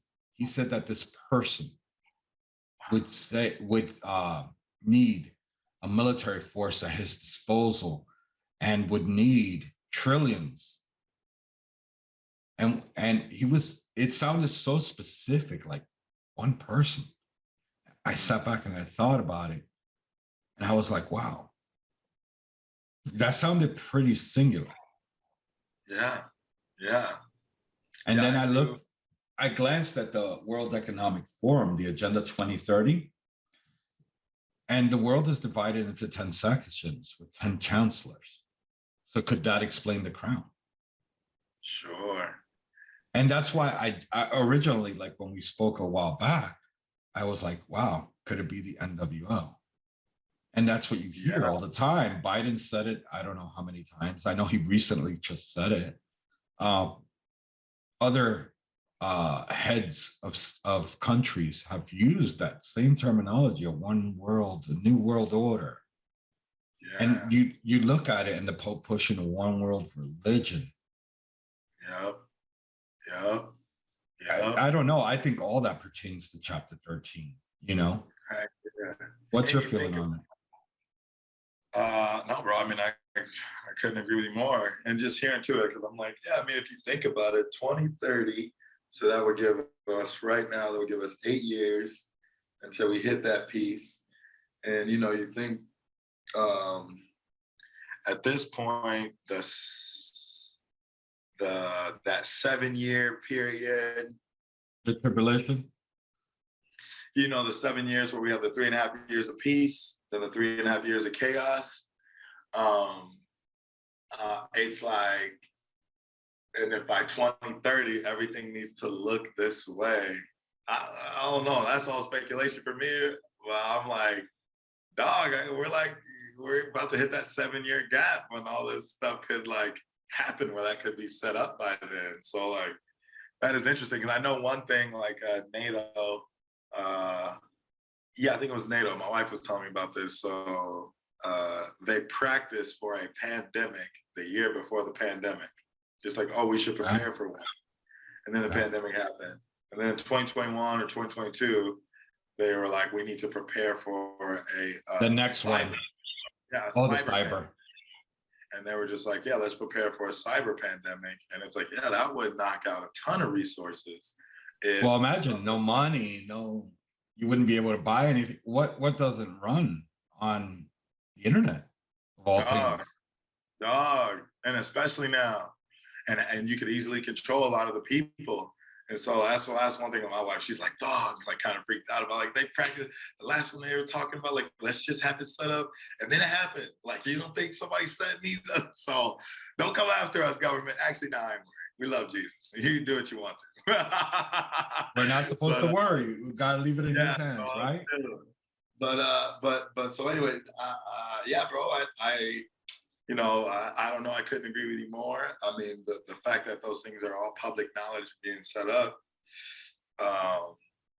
Yeah, I don't see why I would. And in truth, it even hit me by surprise. A lot of this stuff, you sit back and, you listen and you hear all these theories. Some are just way out there. They're really not relevant. Then there's some that are like, when I heard the world divided into 10 sections with 1 per each section, 10 crowns, 10 kings. Yeah. It clicks in the Christian mind. You're like, oh, wait a minute, I heard this before. And you're like, oh man, could that be? And that's why I'm bringing it up. And then looking at the World Economic Forum, Agenda 2030, where you own nothing and be happy. You'll own nothing. Like, for example, I know Apple is talking about a rumored service fee for your phone where you don't own it and you got to pay every month. The moment you can't pay it or you choose not to pay it, you give it back. Same thing with the card. That's basically paying and own nothing. That's crazy. Yeah. And I've heard of other things. This just doesn't come to mind, but I've heard of other services that are coming out and it kind of clicks. And I'm like, oh, wow, could that be? And then listening to the one world religion, the Abrahamic family, the blending of Jews, Christians, and Muslims, those are, the Jews and the Christians are very close, but we do differentiate in our view. Our Messiah has come. Right. I know that they're preparing to announce their Messiah. Did you hear about that? Yeah, I remember you telling me about that. I'm like, dog, that's crazy. I haven't kept up with it. I don't know if they announced him yet, but it was, I think in June or July of last year is where they were talking about announcing him. I don't think they announced him yet, but I was like, whoa. And then that makes you think too, could that be the Antichrist? Yeah. Because the Jews will accept him as his Messiah. Right. Which I mean, like for the longest, I was like, he's got to pop up. He's got to be one of their own, got to be in that area somewhere. And he's around already. He's having talks with certain rabbis. I've seen articles where the rabbis have stated, oh, we're already having discussions with the Messiah. So I'm like, oh, you're having discussions with the Messiah already. And then going back to that comment Prince Charles said, I'm just saying, don't get me wrong. It's just having the eyes open. I'm not saying that is, bro. You got me thinking because like I was reading this article last night and they were talking about like how like all of our technology and everything. They were like, yo, you would be shocked how much Israel has all of our, like they create all the technology that we have. Like, and so I would say that to say, when the beast comes, the Antichrist and that, and it's like one comes from the land and one comes from the sea and they're trying to crush Israel. And I just thought about like the cyber pandemic, like the cyber if Israel is the strongest one with technology, they have control of all that stuff, it would be like, this would affect them, And and then like how people would find peace with them. So it's like, yeah, their own Messiah is like, hey, bro, we got it. We're gonna take care of things. I know y'all are trying to come after us, but you know, we got it. The people are like, yay, and then he, 3.5 years, and he's like, I was just playing, y'all finna die, like, like, dang. Well, the Antichrist is supposed to take over the third temple, right? Mm-hmm. So it could very well be. So exactly. And the fact, that's why I was like, what? They can go on the Temple Mount now? Like, so now Jews are able to pray on the Temple Mount. It's like, yeah. And then you think if that one world religion gets to like popping off, then it's like, hey, bro, we're all under one roof. Just let me go inside and pray in the Dome of the Rock. Like, let me go in there and pray. Bro. And him sit down on the chair, like, yeah, I'm the one, And don't get me wrong, it's good because it's brotherhood, but the views are different. Yeah, I'm like, nah, bro, like, I'm cool for brotherhood, but no, you know what I mean? I remember living in Israel and always hearing Yeshua HaMashiach, like he is not the Messiah. And it's like, what? No, and then Muslims like, he ain't no prophet, shut up. I'm like, nah, not shut up to my Muslim brothers and sisters. You ran across us. We love y'all. But nah, bro. Jesus it is a different view. It's a different view. Yeah. We can have barbecue, bro. We'll kick it, chop it up. I can kick it at your house. But it's like, nah, I'm not gonna be under one roof. I just find it interesting that all of a sudden, all these things, the third temple, the AI and you'll own nothing, be happy, and all this stuff is just perfect storm, kind of. Not saying that all of it is gonna happen or all of it is 100%. I saw the World Economic Forum 2030, so I know that's true. And I know about AI, and you've heard about the instances where AI goes off the cuff. Could be. I've heard theories that the Antichrist will be AI. I don't know how, we only see a portion of technology when it's perfected, but behind the scenes, there's always better. What was the reasoning behind that? Or how did they,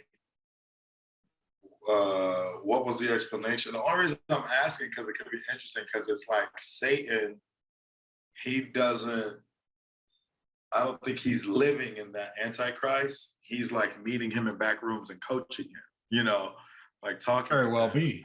Yeah. So it's like, yeah, I'm like, wow, like, how like you've seen that AI they made in Dubai and she talks and she thinks on her own. And, Elon Musk is like, AI is not the way to go because they're smarter than us. They'll destroy this whole planet, and that, but I mean.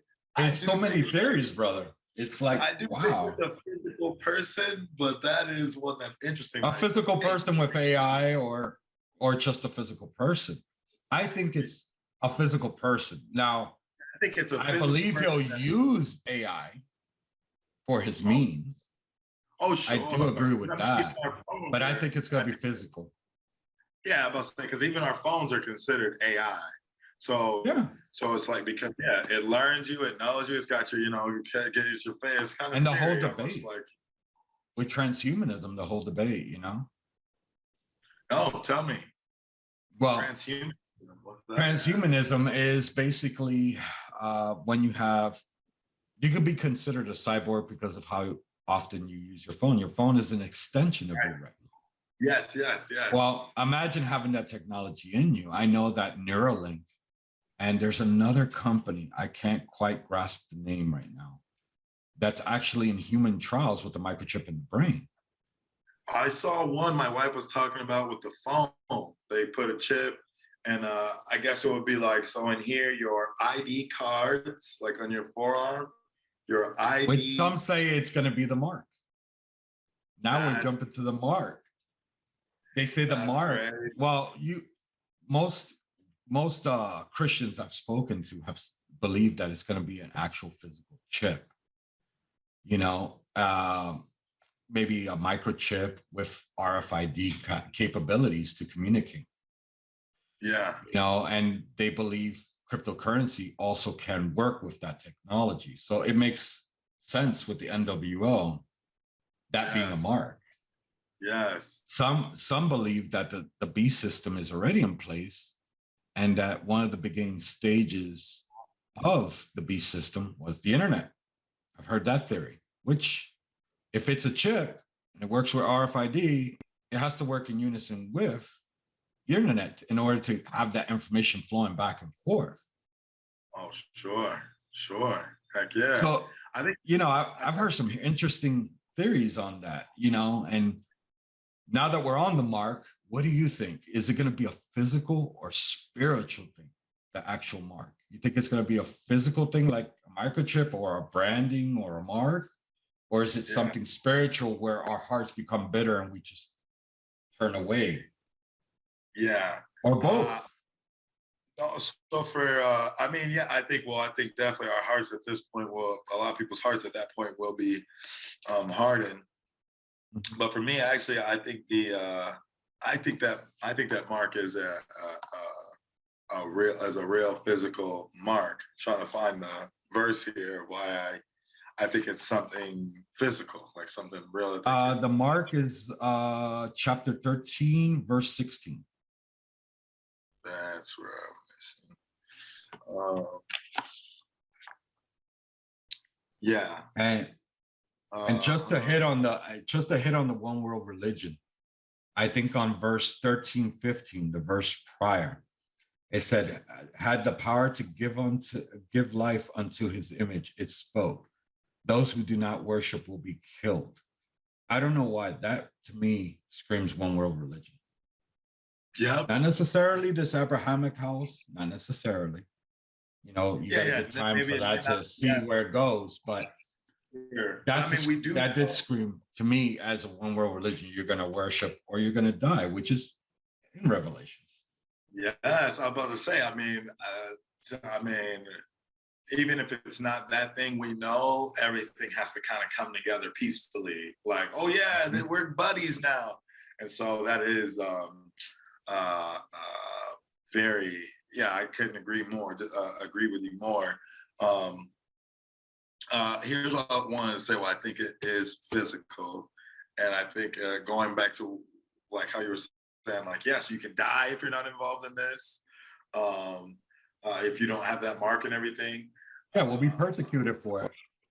Yes, and so it's crazy because like we have that technology. How you just said a lot of that stuff, and it's like a lot of that marking too has to deal with like you will not be able to function economically in this world without it. And so one portion of me feels like believers and everybody think about it like, oh yeah, put it on my phone, no problem. Yep, beep. Like I'm that guy, bro. I got all my cards are on my phone.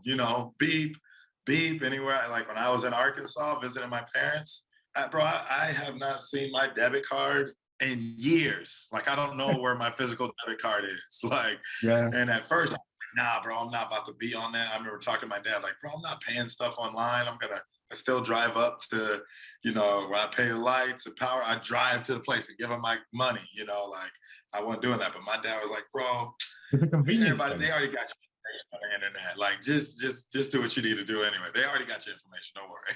So I was like, I guess you're right. Screw it. Yeah, Jesus got my back. Help me out. Don't let me get fraud protected. But so yeah, that's why I think it's physical. And I think, yeah, people just naturally like, oh man, I got to pay groceries on here. I got to have, all right, yeah, no problem. Boom, because we do it so quick now. Like I even think about how years ago, it was like, even just in the 90s, bro, so close. Like then it was so normal, pick up the phone, call. And now kids are like, can I FaceTime you? Yeah. Students, they're like, let's FaceTime. Like these, so it's just so, and especially with their generation, I think the next one coming up is Generation Alpha. And it's like they are the ones who completely technology and everything is functioning. Part of their fiber.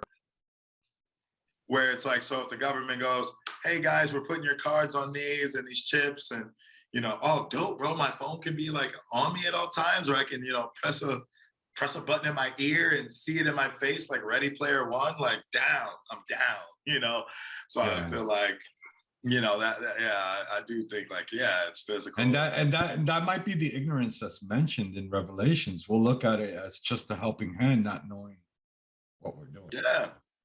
Yeah, bro.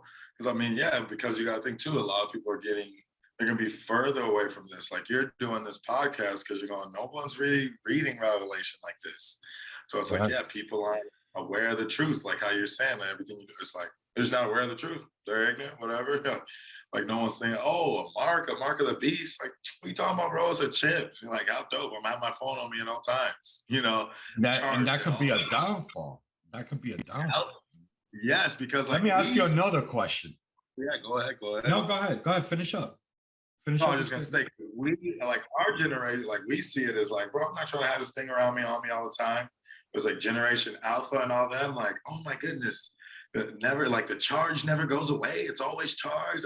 Like, yeah, sign me up. Yeah, Like even I don't want nothing foreign in my body. yeah, like come on, bro. Like we don't, but like, I just joke around with like high schoolers and middle schoolers a couple years back. Like, yo, like if you could like have your phone in your hand, I remember asking if they insert a chip and you got it like this, you can talk it. And they're all of them were like, bro, that's sick. They love it. Like all of them loved it. That's Oh, dope. And I was like, some people think like when that happens, they think that's the mark of the beast. What do you think about that? yeah, that's the What? number one. That's actually the number one theory. A lot of people believe it's going to be a physical mark. It's going to be a microchip with RFID, and then that your money is going to be crypto. And I believe Biden signed into law an executive order for them to research crypto. So it looks like that might be happening, at least that portion. Oh And yeah, that's and they that's tax kind of that stuff. scary. Yeah, they taxing that stuff already now. That's how you know when the government's involved, when they can get IRS involved in how to get their money, the biggest mob boss of all time. Like, yo, them boys hit me over the head because I got into some crypto stuff because I'm just like, it's the future, it's where we're going, and Jesus got my back. I ain't worried about it. And but yeah, bro, now that they're taxing on it, and so it's like, or I even think about how I was telling my dad, like, I was like, dude, it was crazy, I bought these stocks. I never touched them, never seen them, never saw them, never not. I just saw the things. I bought them, and then I can't remember what happened. It was like, we had paid a big bill ahead of time, and something else that came. So then it was like our account went negative. And I'm like, oh dang, dog, it is what it is. So our debit card is negative. We get paid the next day, but it's like, yo, we got to still get a few odds and ends. And so I sold a few stocks, and then instantly right there on my little my trading platform, you get a card. And I went to the store on these stocks that I sold. I never touched, never saw, never a coin, $1 in my life, none of that. And walk in there, pick these items, and then beep, and just pay for it on my phone. Never touched physical money, never saw physical. I remember talking to my dad like, yo, this is crazy. Like, what It world are we is. living in? This is crazy. This is crazy. I was like, You know, it's like figurative. I met a guy who bought land in the metaverse. Like just here downtown. He's like, oh yeah, I bought properties already, and I'm like, wow, wow. have you seen properties? Yeah, like where are they? What are they? And he's like, nah, bro, it's the future. Just trust me. Like you guys you're old time. I'm like, bro, I'm just saying, like if I go to get a house, I look at everything in the house. I'm touching everything. I see it all. If I'm going to buy land, I'm looking at pictures of this land. You're like talking about your land is like O's and ones, like the Matrix digital Yeah. code. Like, Yeah. what are we talking about, bro? So, And, anyways, and believe it or not, I think that's all precursor for the mark. I do believe so. You oh, know, I think it's going to be a microchip of some sort. I think it's going to be RFID. I think it's going to be tied to cryptocurrency, which makes sense because it's all radio signals, zeros and ones, like you said. yeah, It's yeah, not going to be something physical. And yeah, I believe that it's going to be a thing of control. You're not with the yeah. agenda, you're not worshiping, you're saying something bad about the government or anything else, they'll just boop, shut you down. Yeah. And that's it. Yep. I Yep. did hear the theory too, and I know you've heard this one, that the inoculation was a precursor as well because of the graphene in it and everything else. And what's your view on it, being that your wife is a scientist?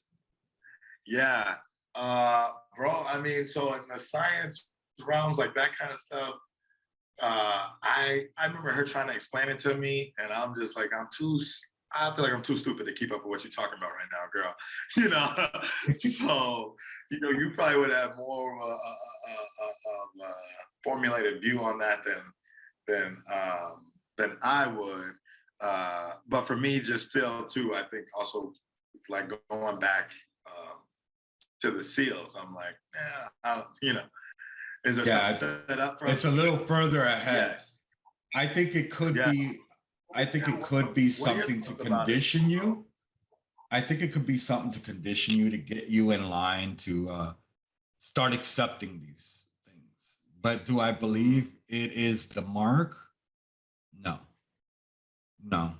I like I told you, I'm with you on the seal. So I think Revelations is pretty much chronological. So I don't believe we're quite there yet, and I think it could be more of a conditioning thing. That's what I Yeah. believe. Would you say like, because do you feel like, yeah, I do. Yeah, because one portion of me too also feels like, uh, uh, And the reason why I think also is because they actually went ahead and mandated this thing for a while until the Supreme struck it down. And the So fact now- that they would tell you what to do with your own body, I think that's the highest level of, like in my mind, at the end of the day, we were all blessed with free will. The Lord gave us free will. So therefore, I would Yeah. never want or allow a person, an entity, or anything else tell me what to do with my body. Right, right, This is my Right. temple. This is where the Holy Spirit dwells. yeah, and it's like that. That is like, because I think like brother, like, because my wife, she's in science field and she has not, taken any of those, and it's like crazy, like they take money out of her check simply because she's Yeah, I heard something on it that where they're charging 250 or $200, depending on the business, I guess, because of almost what they're being $300. charged. Yeah, they're Yeah, being charged more for the unvaccinated or something like that, yeah, which to we're getting me something. seems more forced, more of an issue of forcing the person to do it. And Yeah, I sit back on it no, and I don't think it's the mark. yeah. I'm about to say, I really don't, but I think it's more of a conditioning of yeah, getting people. Yeah, like I couldn't agree with that more. Like, getting you into preparing that frame of mind to start accepting, oh, you need to do this. You need to do Yeah, that. yeah, And if you don't do this, and if you don't do yeah. that, Yeah, it's like exact. I couldn't agree with you more. The pandemic happening, this whole thing, like who's gonna obey us? Who's gonna obey? Who's gonna get ready? And then who are gonna be our naysayers that we gotta ice? And I think the one portion that for me, I guess, going back to the inoculation. Oh, it's 12 o'clock. Lord, thank you for this day, man. My dog Manny, he's the man. Continue to be with them and let this continue to just be powerful to everyone and have an impact. In Jesus' name, amen. Sorry, man. amen. I set an alarm to pray at 12 o'clock every day. Because I'm like, it's always worries. crazy at 12. And so just stop and pray quick, no matter what it is. Amen. But yeah, I think like one thing is like, okay, it's not physical. Like we had those little cards. Like I was like, hey, I got it. I didn't get it. Yeah, and that's why I think it's a precondition. It'll be the same thing. It'll be like, and then the fact where certain places you couldn't go, certain places you couldn't buy. I think it's more of a conditioning thing. That man, yeah, I couldn't agree with you more because it is like the reason I wouldn't say it's that per se now is because it does seem like, all right, if you're not gonna do this, we're gonna ice you here on the spot and it's legal. And it's like, yeah, it wasn't like Aubrey didn't get shot, I didn't get shot yet. So that's the part where I'm like, but I couldn't agree more that it's like the conditioning of us so that now finally it's like, oh bro, I'm a cave and get it then. Yeah. Yeah. And believe it or not, a lot of people did with that. And then that's what made me think about it. The moment I didn't think anything of it, I was just one of those that was waiting to see the science. It's a new shot. Mhm. I don't want to take Mhm. something that may or may not affect me because, maybe there's kinks that have to be worked out, just like with anything else, even with technology. And I sat back, and once I heard mandates and I saw that they were pushing it, that's where I sat back and I said, oh no, no, Yeah, no, no, no, no. yeah, yeah, yeah, Sorry, ain't happening. yeah, yeah. Like, how are you telling me what to do with my body, bro? With my body, like, how do you have control over my body, dog? Correct. And at the end of the day, just like with anything else, you're going to wait to see the data to make an informed decision. Yep, And they're yep. pushing it, and it's not really informed. And the FDA, originally Pfizer pushed they weren't going to release statistics on it for 75 years. Yeah, like, come on, And dog. then now the I don't know if it was the Supreme Court's or what it is, but now they're releasing data on it and so on and so forth. Honestly, I just didn't like the way it was handled. To me, it made me question a lot of things. It made me question, what is this exactly? Yep. So and I've heard a lot of people, and I can understand their frame of mind where they believed maybe, oh, this is the mark, the graphene in the shot would assimilate in Right. your body and rearrange. And then you hear, and some of them have compelling arguments. Yeah.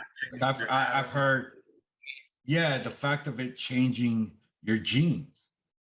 And then you would hear some of these conspiracy theorists sit there and say, like in the times of Noah, the Nephilim, Mhm. meshing. And I was like, oh, wow, that's a compelling argument. But I don't think it was the mark. I think it's more of a conditioning and a Yeah, bro. precursor. That's what Yeah, I bro. believe that was. Yeah. Heck yeah. I love that. I couldn't agree with that more. I do think it's a conditioning, a precursor, signs showing that we're closer. I guess I would have Yeah. to go back and look at the other pandemics, like the Black Plague, like something like that, like where the people Yeah. treated the same too, like everybody's got to do this. Everybody, or else was it treated like this? I feel like, well, definitely I think with the Black Plague, they did quarantine. They took the unhealthy and the healthy and keep that Right. apart and stuff like that. But I don't. But I don't think they controlled them like how they like kind of did with us, like it never got like this, or was it? I'm not even gonna lie, brother. I have no idea. I Me do know neither. that there was separation. What you learn in school, there was separation. There were districts, and the doctors with the bird face thing, the Yeah. bubonic plague doctors. Yeah. So another question about the mark: do you think it will be on or in? Because I've heard this argument too that the mark will be on the right hand or in the right hand or in the forehead or on the forehead. What do you think? Is it in? Because the difference that a lot of people are arguing, and it goes back to the inoculation, they're arguing, oh, it's in the body, so that has to be it. On, meaning that it's visible. Sure. I went ahead and looked at the King James. It says in. The interlinear says on. The New King James says on, and NIV says on. You have a NASB on there too? What do they say? No, I don't have an NASB. I used what I had. I have a King James, an interlinear, New King James, and an NIV. And the interlinear says on? On. Bro, they're usually. And that's literal. That's literal there. Going straight from the language there. So yeah, because I do feel like it has to be something you can see. A guard can walk by and like, hey, who is this? Where is your mark? So yeah, I would think it would have to be visible as well. Something that's easy. That's what I think it's on, but that's not based off of any more than on. Like yeah, it's got like and not and I mean like yeah. So I haven't like heavy research that more than anything. Just like reading and looking at it, it was like I just feel like this mark has to be something that a soldier or whoever, like you can walk up and Quick identification. He has the mark. They may not know who you are. They got to scan you, but he's one. There's yep, Yeah, I see think it. so He's too. I think so tag. too. Yeah, It has you to know be what I mean? something visible, easily identifiable. Yeah, you know what I mean? And so, yeah, like those little things. I don't know what it'll be. If it's something we gotta put on every day, like think about the mask for the longest. We're so conditioned, like I know, before right? you let the mask all over the place, and it's like boom, boom. And if you did not have one, you were easily, you could Spotted. easily be, yeah, like bro, what are you doing? What's happening? Put your mask on. That's a great So, example there. You knocked it you there. know, It's true. yeah, It's got bro. something, Like, something easy to spot that you just look, oh, look, he doesn't have one. yeah, he don't got it, bro. Go get him. Because Yeah.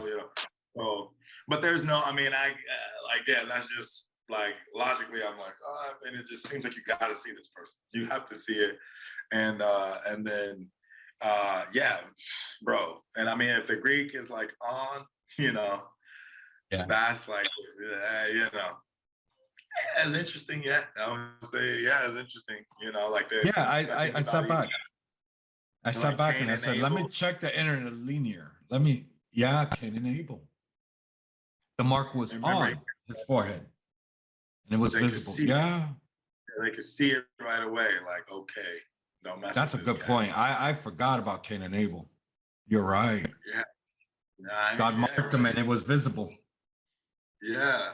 So, maybe that's probably It coincides. yeah, especially I guess like for us modernly now, think about it. Yeah, the soldiers running around, they got their guns, they got, and it's like everybody's supposed to be in a room or supposed to be so they can see that. If you're not there, Compliance. like, okay, yeah, where's your stuff? You got, yeah. So, yeah, bro, that's why I would land. I think it's on. Yeah, I agree. Thank you. And those are basically the conspiracy theories of what I see, and what I've heard. And I've heard them come up a lot. That's why, the whole purpose of the show is to bring out knowledge and thought, and honestly, brother, it's just there's some interesting conspiracy theories, like I said, and there's some that are just way out there that are just too far. But there's Yeah. interesting ones where you got to sit there and say, huh, can this be? And this, Yeah, like what is that? That does make sense, or that does line up, that does add up. I mean, Oh, I do have another one that I wanted to ask you because this one I've seen a million times too. Chapter 14, 14. verse 8, where it's talking about Babylon is fallen, the great city. There's been a lot of debate. A lot of people believe that could be the US. The fact that it says a great city, some people have debated that it could be New York City. Because a calamity in New York City would even hurt us financially with Wall Street and everything else. Dude, that So is... so I know you're more literal, Mhm. but this could even, to me, it could even sound like a bit of a flashback as well, because Babylon, if it's meaning the literal sense of Babylon, Babylon fell eons ago. Right. What's So your it's like, perspective on this, on chapter 14? right. No, I mean, yeah, just looking at that. So for me, yeah, going again, like, so this is the part where I think it's kind of tough because I am very literal, but something like this in this picture, yeah, I don't think it's like Babylon. Exactly. You think it is Representation of something else. yeah, in the Middle East, I do believe so. Yeah, because it's like right now America is like we are the world like bully, the strong power right now. Correct. And so, but I do think we need to be knocked off in order to enter into everything. I don't think I'm like, Lord, don't make us a third world country, but like, come on, we got families here. Bye. I mean, but yeah, other countries Could very well be. Yeah. So that is interesting. And I've heard predictions of like with Russia threatening nukes. It kind of reminds me of theories of what I heard. Oh, Babylon is America, and America will be knocked out with EMP blasts. People will go into madness and craziness because an EMP would knock out anything that's electronic. Bro, what is that? I've What's an heard EMP? crazy. EMP is What? an electromagnetic pulse. Like if you shoot up a nuke into the atmosphere and it blows up, it releases that radioactive activity in a type of EMP pulse type of thing, where it will knock out the electrical grid, anything and everything that runs on electricity, knocked out. Bro, I think that's the pandemic they're planning on that. EMP, I think is the next thing happening. I've actually heard it a few times. EMP, EMP, and I'm like, whoa, okay. I've heard of us getting hit with it, and I think there was the cyber attack thing is the thing on my mind. If that EMT thing, if that's what that is, I feel like that's the or a combination of both. yo. It all depends, brother. There's so many different cyber attack and EMP are two different worlds. Like an EMP would not affect all the cyber stuff. The EMP would not affect the cyber stuff because it would knock out the whole grid. You imagine your computer's useless. It's no longer any good. It's just an item. Yeah. I think it would. I think it would probably be, if it was going to be a combination of both, a cyber attack first to weaken, and then boom, a pulse to finish it. Oh, but the EMP would just knock it all out. Period.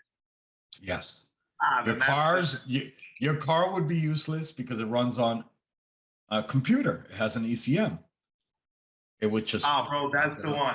It's called what? EPM? No, EMP. Electromagnetic pulse. Over here getting, I'm over here dyslexic, talking about EMP. Electromagnetic pulse. Yeah, EMP.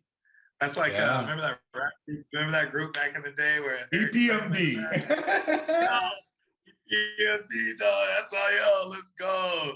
Cause you a customer. Get down. EPMD. Yeah, EPMD. But those are the theories I've heard.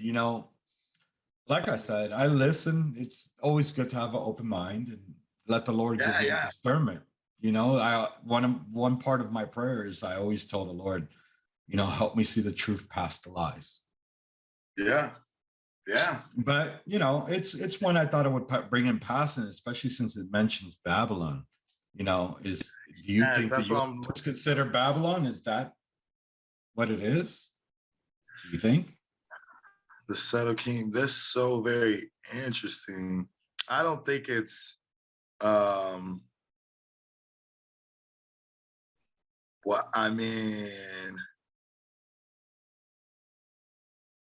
and then the fact that it says a great city, I've also heard that it's a specific city. I've heard New York City, which that makes sense in terms of an attack, because if you're a country that wants to invade or attack the US and you want to collapse something, it would be New York City, because that's the hub for our financial transactions. Wall Street. Sure. Yeah. Heck, it would hurt us. But it would just affect America, right? Not the world? Or depending on how they do it. I don't know the technology that's out there. From my understanding in I'm sorry. I'm going EPMD like the rap group. Yeah, let's go. That's what I kept thinking. When you first said, I'm like, yo, what? Like, okay, let's go. EPMD. Yeah, I know. EPMD is going to rap their way through. Yeah. But an EMP, I don't know what the dimensions of that particular bomb would have to be. Does it have to be a nuclear? I've heard that it is nuclear, but I don't know. I don't know much about that, Maybe that's something I could look into, but I don't know if it would knock out a city or knock out a quarter or knock out half or all, Or could it be multiple strikes and it knocks out all the US? Mm, Or could it be that's the first strike that's listed? sure. I just found it funny that it's saying Babylon. Babylon's fallen. Babylon does not exist. So Yeah. I what could don't. take the place there? Could it be America? Could it be, being that it's Babylon, the great city? Could it be a specific city? And you Yeah, know, bro. thinking around, the best city to hit, in at least in my view, would be New York City. And you know, if there was an EMP attack, not to say I would agree. I don't agree with a tax period, but All right. strategically it makes sense. Yes. I'm thinking on one portion though, too, though, it's also like, I guess what has me thinking, or, you know, that's one of those things where it's possibly not New York, is because it is one particular city, but I think it's like a city that's uh, like trying to attack Israel, you know? So you And think that the Babylon city is actually in the Middle East, probably Israel itself? somewhere, yeah, somewhere in there, because it is. I mean, when we're like, so Babel, so I was trying to think this through. I'm like, okay, I know, you know, Babylon has fallen. So I was thinking allegorical, what could that be? I know Babel is confusion. So that I'm like, a city of confusion, you know, has been knocked True. down. Like, you know, but then it's like, and then I can't remember the actual physical location of Babylon. It was like in Shinar, some like, and I don't know where that is. But I would like to I'm gonna look that up, see what that modern day Shinar, what I can't remember the name of that city. I think it's Symar, Synmar. Is that what you're saying, Symar? Yeah, is that so? Or, Is that, or modern day Samaria? wow. I don't know. I'm not gonna lie. I didn't really go that far with it. You know, Yeah, no. I don't think we'll really, you know, if it's in terms of power, then I would have to agree with the US theory, being that we're the world's leader right now.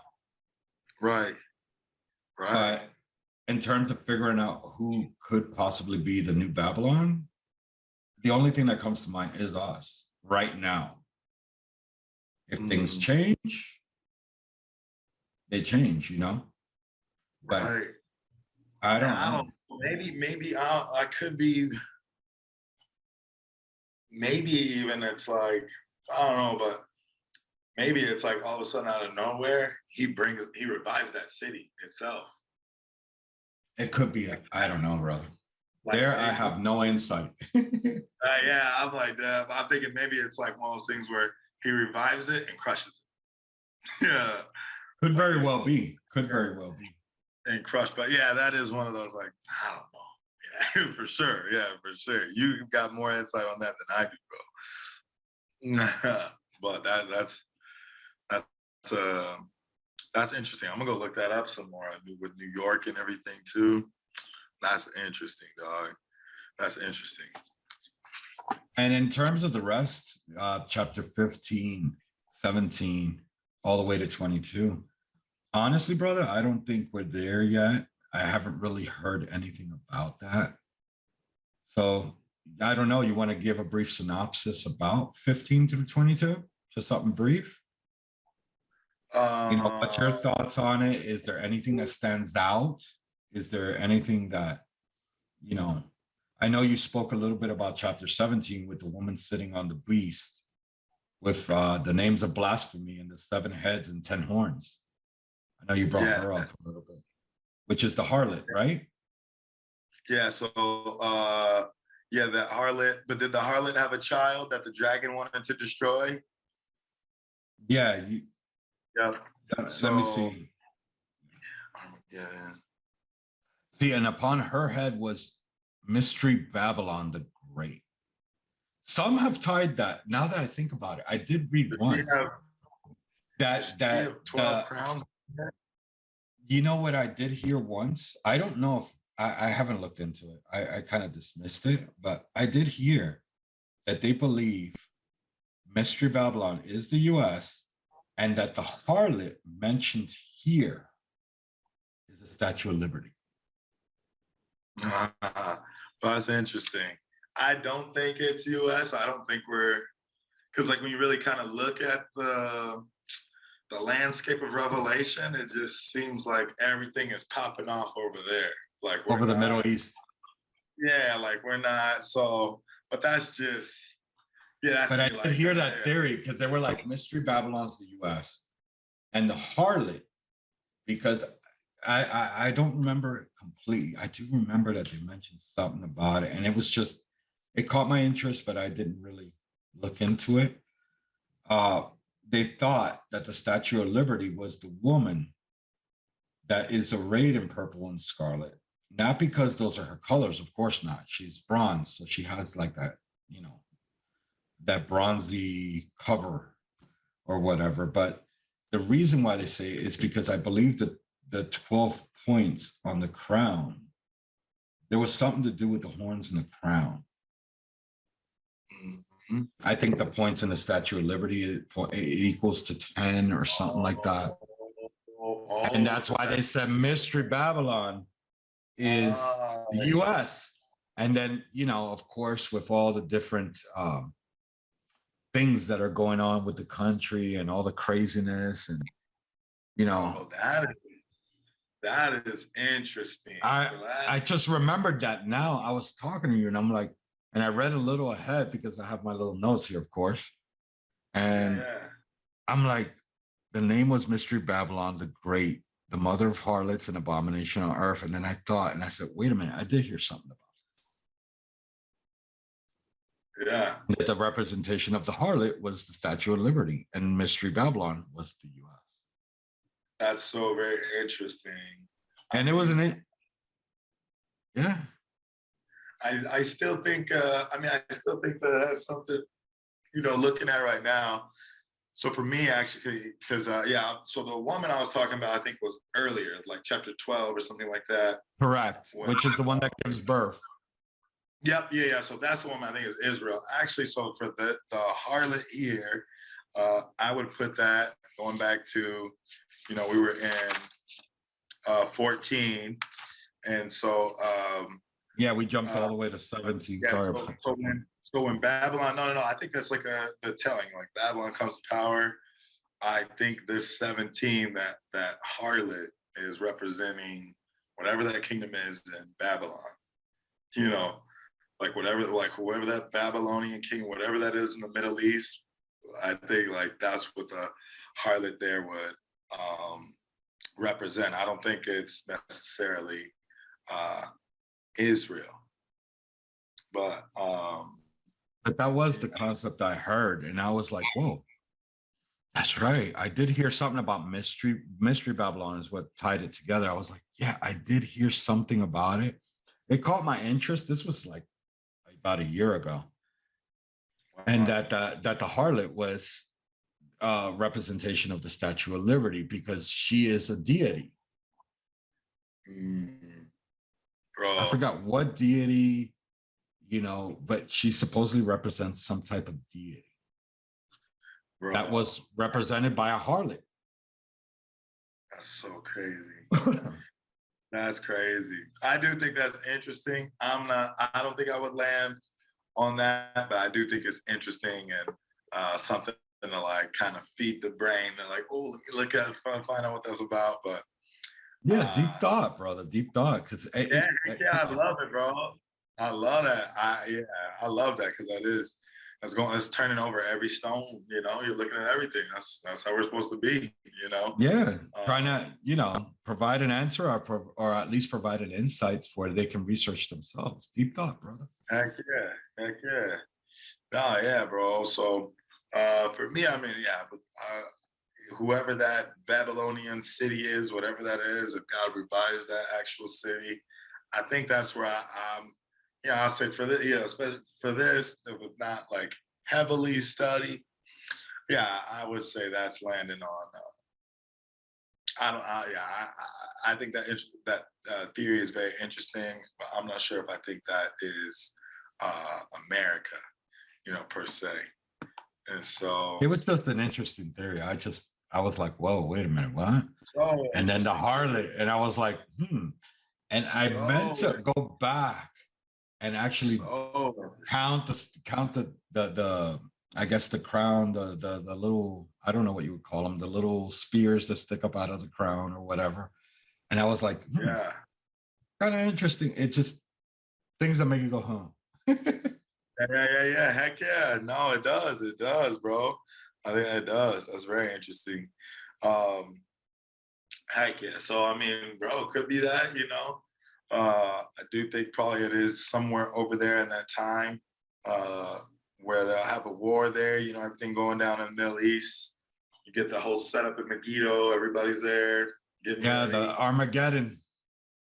Yes, yes. So, you know, that goes down. It's like the biggest battle. The whole nation sees it, and then God just done, you know, and shuts that thing down, bro. It's like the biggest, like, And then the judgment. yo, done. Yeah. Great white throne judgment. So, you know, it's like, yeah, I feel like he, boom, conquers those cats. I did want to say just as a side note, though, like thinking about with the Great White Throne Judgment, how before that, you know, he will release Satan and let him give his speech. Uh, and I just think, like it says, bro, he will take as many people, as many grains of the sand, as many grains of the sea, or whatever it is, or sand. And I just thinking that, like going to say, like, because sometimes it's like I dealt with this with students a lot and even adults, you know, how it's like, you know, I feel like if I was in Jesus' time and I saw him, I believe everything, you know. And it's like, you know, there are people who saw him with holes in his hands and went, you know, you. And so then it's like now at this moment in time, God has reigned and ruled our, you know, world for it says that millennia there, which is our millennium, and so it's like he's ruled the world for 1,000 years, and after 1,000 years ruling the world, God opens up the top, and Satan still gets people to follow him, you know. And so it's just like y'all, like, you know, some people are like, well, God, you know, it's like God literally will come and make the world a better place, literally, and people will still go follow Satan, you know. Like you're gonna have a perfect human being walking around, you know, like, you know, and we're all gonna live longer. You're gonna see like God's gonna run. It's gonna be peaceful, and then boom, when that thing's over, it's like folks still will go with Satan and not choose God. And it's just I don't I can't understand that frame of mind. I'm not even gonna lie. right. You know, I think everybody in life may not know it, but they're always in search of God. There's always something that beckons us, that drives us, that helps us try to find our purpose and and what we're meant to do. Yep. And for me, it's always been the answer of the Lord. I take it back to the Lord, and He always gives me that perspective. And like you said previously, I don't know how people do it without God, brother. I don't know. Oh, yeah, bro. If I didn't have God in my corner, I don't know. I would be this sane today, you know? I don't know. Yeah, I don't know. what's that old school song my grandma just never would have made it, you know? There you go. It's true. True, bro. It's true. So Without God's blessing, but the gift of free will, it's such a beautiful gift. A Lord that think about it, a God that loved you so much that He allowed you to choose your own path. Those that choose not to see the truth, I can't speak for them because I've never understood that. You know, I've done wrong things. I've said wrong things. You know, everybody sins. There's not a sin that anybody has not done. Yeah, But, right. but in hindsight, I don't know how I would have endured without. I don't think so. It all leads back to Him. The air you breathe, everything is Him. When you really think about it. Yeah. Just my 2 cents. I sit back and I think about it, and I hear about, oh, I've seen some things, or I felt some things, but I choose not. It's not enough for me. And I've listened to, I listen a lot to Ravi Zacharias. I used to love the way he would speak.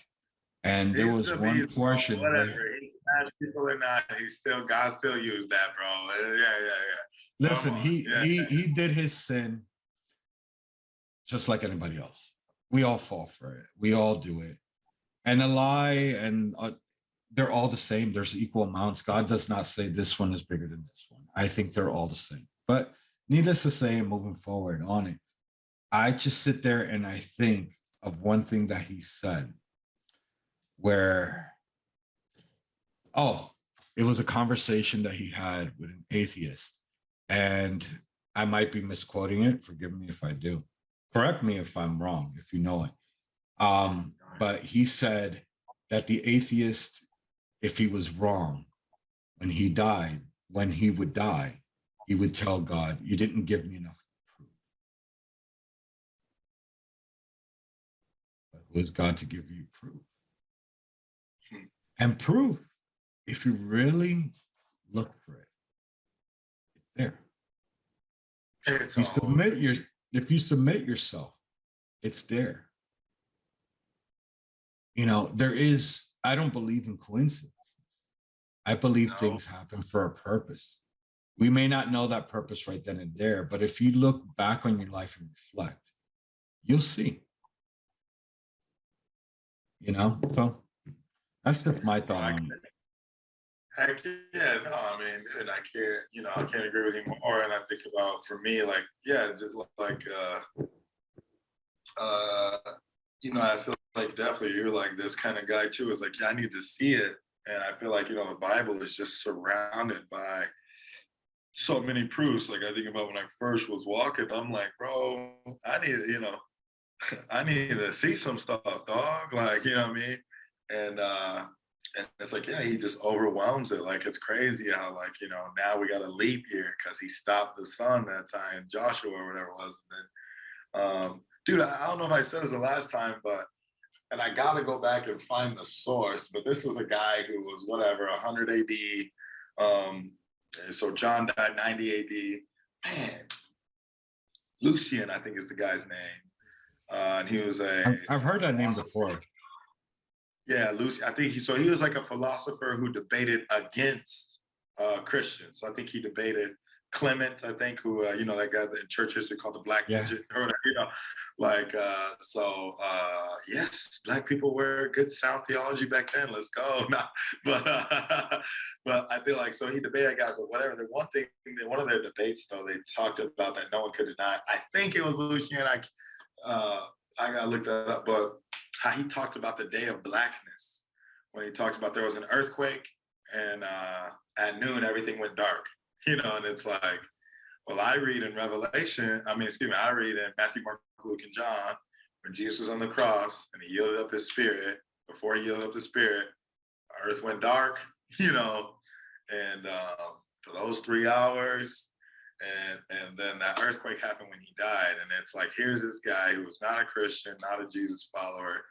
He talks about a proof, like of something that's like, yo, bro, yeah, they talk about when that happened, So whether he was a kid or whatever when that happened, But anyways, it's just like, hey, I feel like he puts his proofs all over. Like, I remember when everyone's like, well, how do we know the Old Testament can be trusted? We don't even have copies or manuscripts, and then boom, the Dead Sea Scrolls show up, and it's everything verbatim, word for word, and this is from. And every day there's proof.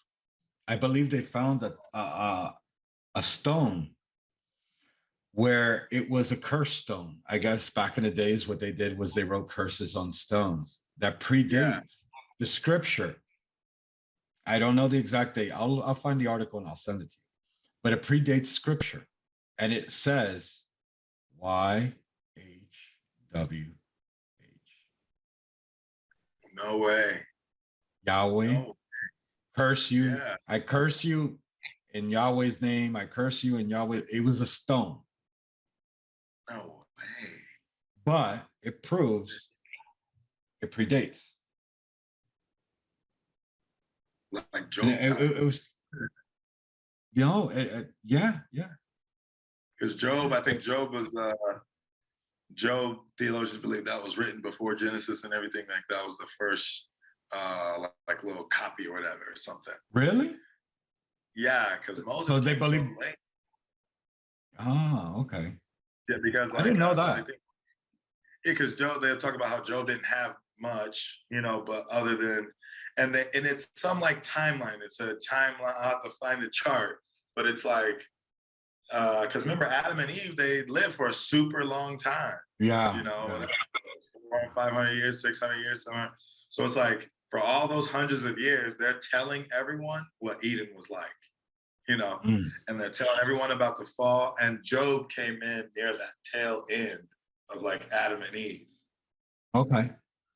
So, I but didn't I don't know know that. why. Yeah, I don't know why the book is placed where it's placed at, and it's not, because it's like, Moses came after Abraham, way after Abraham. So it's like God was just the one giving him this The story. divination, yeah. I said, yeah, because nobody was there. Creation, we don't know. Like, the seven angels and I was like, not seven angels, but when the world was void and without form and all, like, how did you see that, Mo? It's just like God just revealed it to him, probably, when he was up on that mountain and put him on game. But Yeah. anyways, yeah, so because I remember it was like, how would Job know to offer sacrifices for his kids? Like if there's no, if you don't have those books of the Bible. And then, yeah, that timeline, it's like, well, Adam and Eve were alive and people were offering sacrifices at this time. They had to offer sacrifices. God made a sacrifice for them. They showed their children how to do these sacrifices. One got, one didn't give the best, of what he had. And so it's like, so Job, he knows follow God and rocking with God. But what was one thing he was doing? Giving sacrifices for his kids just in case they messed up. So Yeah. it was kind of like one of those. But come see, come saw. I don't know. It's neither here nor there. But oh yeah, you were saying something earlier. So that's what I was saying. Like maybe, yeah, because they heard and he just like, I'm gonna put curses in this name. Yeah, So, that article came out like I'm gonna send it to you. It came out like a week, maybe 2 weeks ago. I read so much stuff that comes in on and out that sometimes I lose track of time. But you can tell you're a sponge, bro. You have probably forgotten more than you like, or you have forgotten more than what we know. Most people know. Yeah, you can tell it just pours out. I love it, bro. Yeah, brother. But, so what did you think? You liked it? Yeah, bro, this is awesome, man. I think it's dope, and especially with what you're trying to accomplish of putting the truth out there and getting positive airways out there. And I think you're a great host for this too, because of your research and your study, which is huge. You don't want to add to the confusion or the false teachings out there. And also, I love it even more so because it's like, bro, you're a father who you're seeing the impact of technology and everything on your children, and just stepping out and being in the front, leading from the front. That's like a real, to me, I just say that's a real leader. That's not like a dictator. You're not in the back like. That's all the Lord, brother. It's all the Lord. I think that was the Lord that bro. placed it on my heart. Like I told you, brother, I just when it hit me in the COVID lockdown era. Sure. And then, with my dad, it just threw it off. And then it just came back. And it's been a burden. I can't let it go. I can't let it go. I love it, man. But and with this, I was even thinking, that's why I wrote it the way I wrote it, because I was like, depending on the flow of the conversation, it may go through chapters if that's how you're more comfortable, or it may just go spot on, which we did more spot on, which honestly is better because we made it casual. Yeah. But the whole point, brother, is to try to clear up as much as we can, or at least place the seed where they want to research it. Yeah. Because at the end of the day, us as Christians, we can't save, but we can plant the seed and let them do their own research and see where that takes them. Because at the end of the day, it's salvation is between them and God. It's the individual and God. I bend my knees for the world 1,000,000 times. I can stay on my knees from here out to eternity, but it's not going to save them. It's up to them.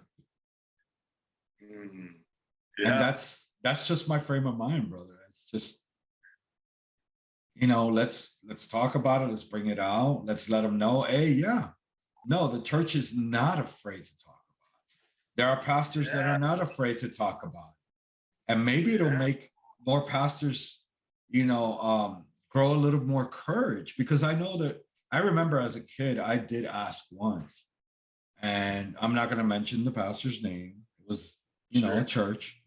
And Sure. I asked, and I remember he was like, well, read your Bible.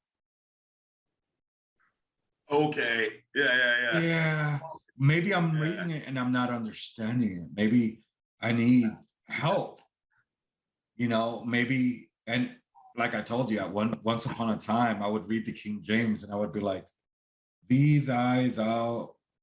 No, I don't get it. No, I don't get Like, I it. don't know what's going on here. Yeah. Yeah, and then I went for the NIV, which is more thought for thought and not word for word. Yeah. And the NIV helped a lot. And then I said, you know what? And I feel it's been God pushing me along. Now I need the New King James. Let me go with that.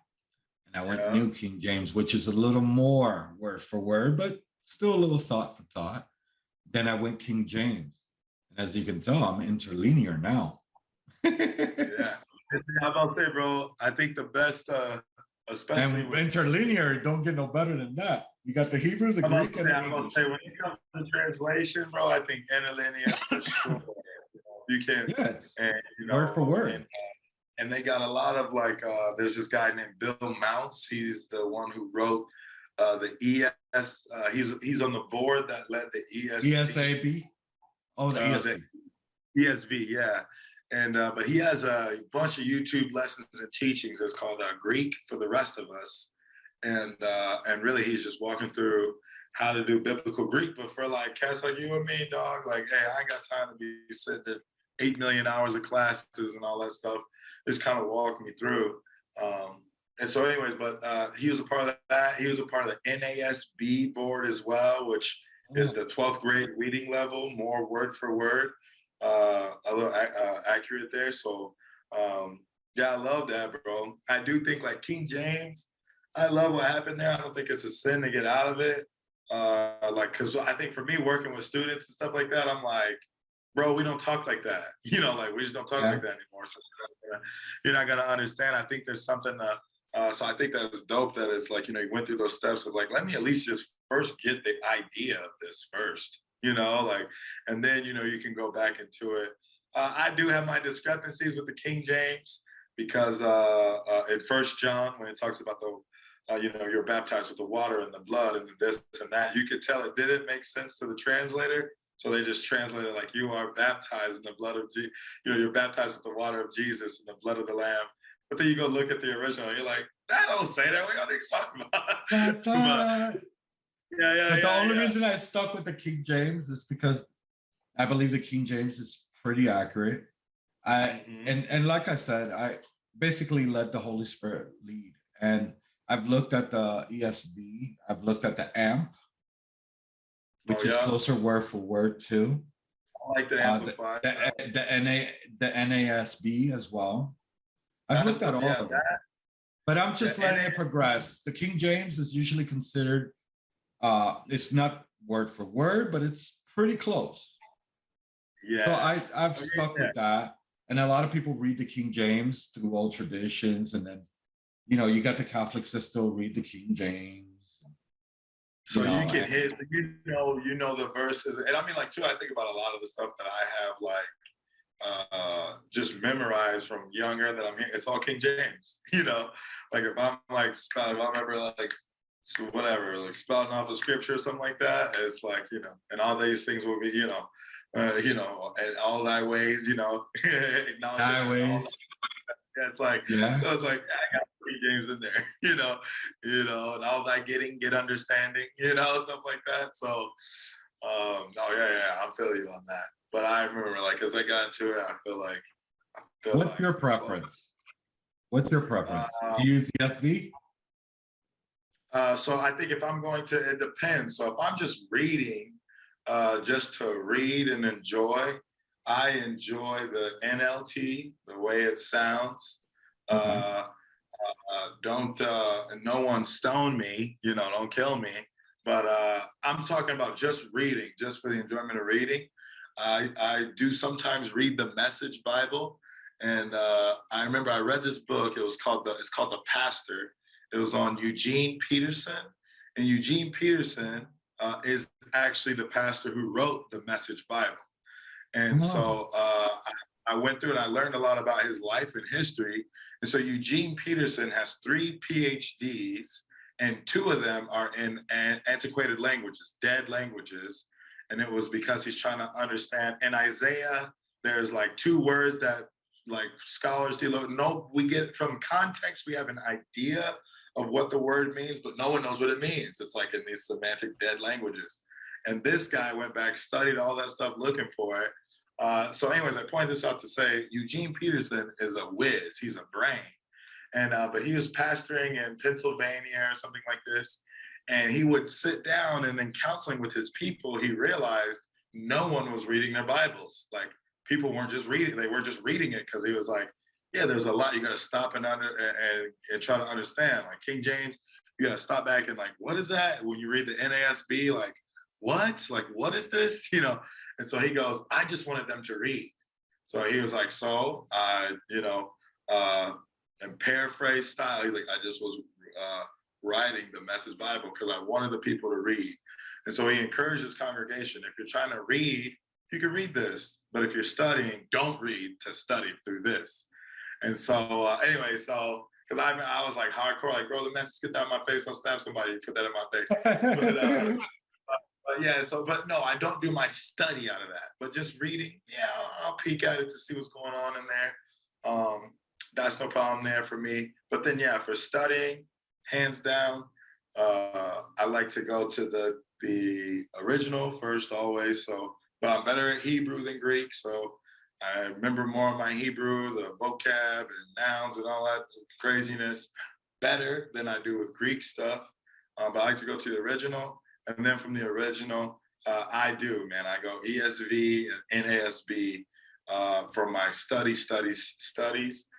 You thought and study, yeah. Yeah. Because I like the NASB, those are literal. So that's what I like about that. But yeah, NIV, yeah, that's like the thought for thought, stuff like that.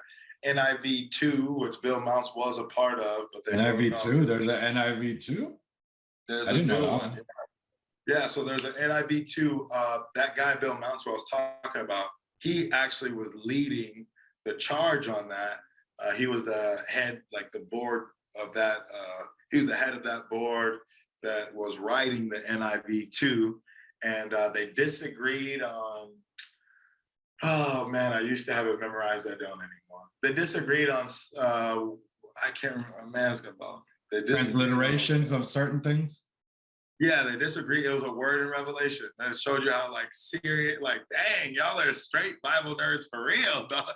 But they disagreed on how they were going to translate that. And Bill Mounts was like, because Bill Mounts was like, you're not taking a strong enough stance, because they were saying we wanted to feel more thought for thought, but we want to start, getting better with literal as well. And so I can't remember the word, but it basically was like, the translation of the word, it would either make it feel premillennial or amillennial. And Bill Mounts was like, we disagree with you. So some people who agreed with Mounts, they split off with him, and they did the ESV. And I can't remember the guy who stayed back, and they finished the NIV too. But it's not like they got beef or hate each other. He's just like, I'm not translating that. It's just a disagreement, yeah.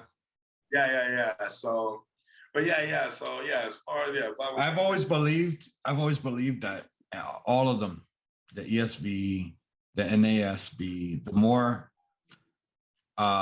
word for word, some of the thoughts for thought, as long as you don't delve way off in the deep end, like NIV and up, I think as long as you pray and you have your mind open for discernment, because believe it or not, when I pray or when I have the chance, sometimes I just open it and I'll read. But when I have the time to pray, brother, like the nuclear fallout thing, I prayed before I went through. That was the second time me reading Revelations. And I prayed, and boom, that discernment came out. Then the flashback discernment came out. And I'm like, I never saw this before. because I used to just read it and take it literal. It's the word, the inspired word of God. I'm not gonna play with it. It's gonna be literal. Yeah. But then when I read it and I hit verses 6, 12, and whatever, I said, why is this coming to me? Mm. And then I was like, damn, let me go ahead and write it down before I forget. Yeah. And then Yeah. that's what I did with that. And then recently when I read, where's that? Chapter 12, the mysterious woman giving birth. And like I told you, in my King James, it's a study Bible. So it has like definitions. It uses the actual names, like it'll say Yeshua, it'll say Elohim, El Shaddai, Adonai. I love that. And I'm reading. That's another one too. I forgot to say the complete Jewish study Bible that one's fire too. I had my eye on that. I had Get my eye that. on that. Get that, bro. Get that thing. Heck yeah. I can't. It's like It's $50 good. or something. But They that had it thing on is sale in Christian bookstore. They had it on sale for like $30, this bro, was yeah. like a month back. That's a yeah. That's a good one. Get that one. If it's still up like that, I'm gonna look for that because that's one. I think- Christianbookstore.com. Oh yeah. Heck yeah, ChristianBooks.com. Yeah, bro. That's it. So I'm sorry, I interrupted. I got all excited when you said that one. No, like, no, yeah, no, I no forgot, worries. Like, So that one, awesome. They translate. They do When- exactly like how you're talking about how your study Bible does. They translate those okay. names. yeah, Yep. So it's because like, it's for me, it's, don't get me wrong. I know he knows when I say Jesus, who I mean. It's Right. not anything about that, and I know that it was just the way it was translated. Jesus came from Jesus. Jesus yep, came from Yahushua. yep, Yeshua is the more modern name of yep. it. I followed it. Yep. But like I was saying, chapter 12 too, when I read it this time around, I was like, cast out the red dragon's the devil. This woman's gonna give birth. The fact that the blood will be, I'm like, Bro. this happened already. Yes, it feels like a flashback. Yeah, to me, and Okay. the devil was cast out. He was there in Genesis. And I know that he was cast out because of the war in heaven. Yep. Yep. And then Jesus even said it in Luke or whatever, when I saw Satan being shot out of heaven like a lightning Mhm. bolt. So it is like, yeah, that is interesting. Like did That's you why stop it hit me. Yeah, it hit me like the flashback. Yeah, like did you pull it? Are we in a Quentin Tarantino mode right now? Like, what happened here? Yeah, did we cut and go to the middle there? But Yeah. yeah, I do think that's just him booting buddy out of heaven. But that's interesting, bro. But yeah, Brother, I'm gonna let you go.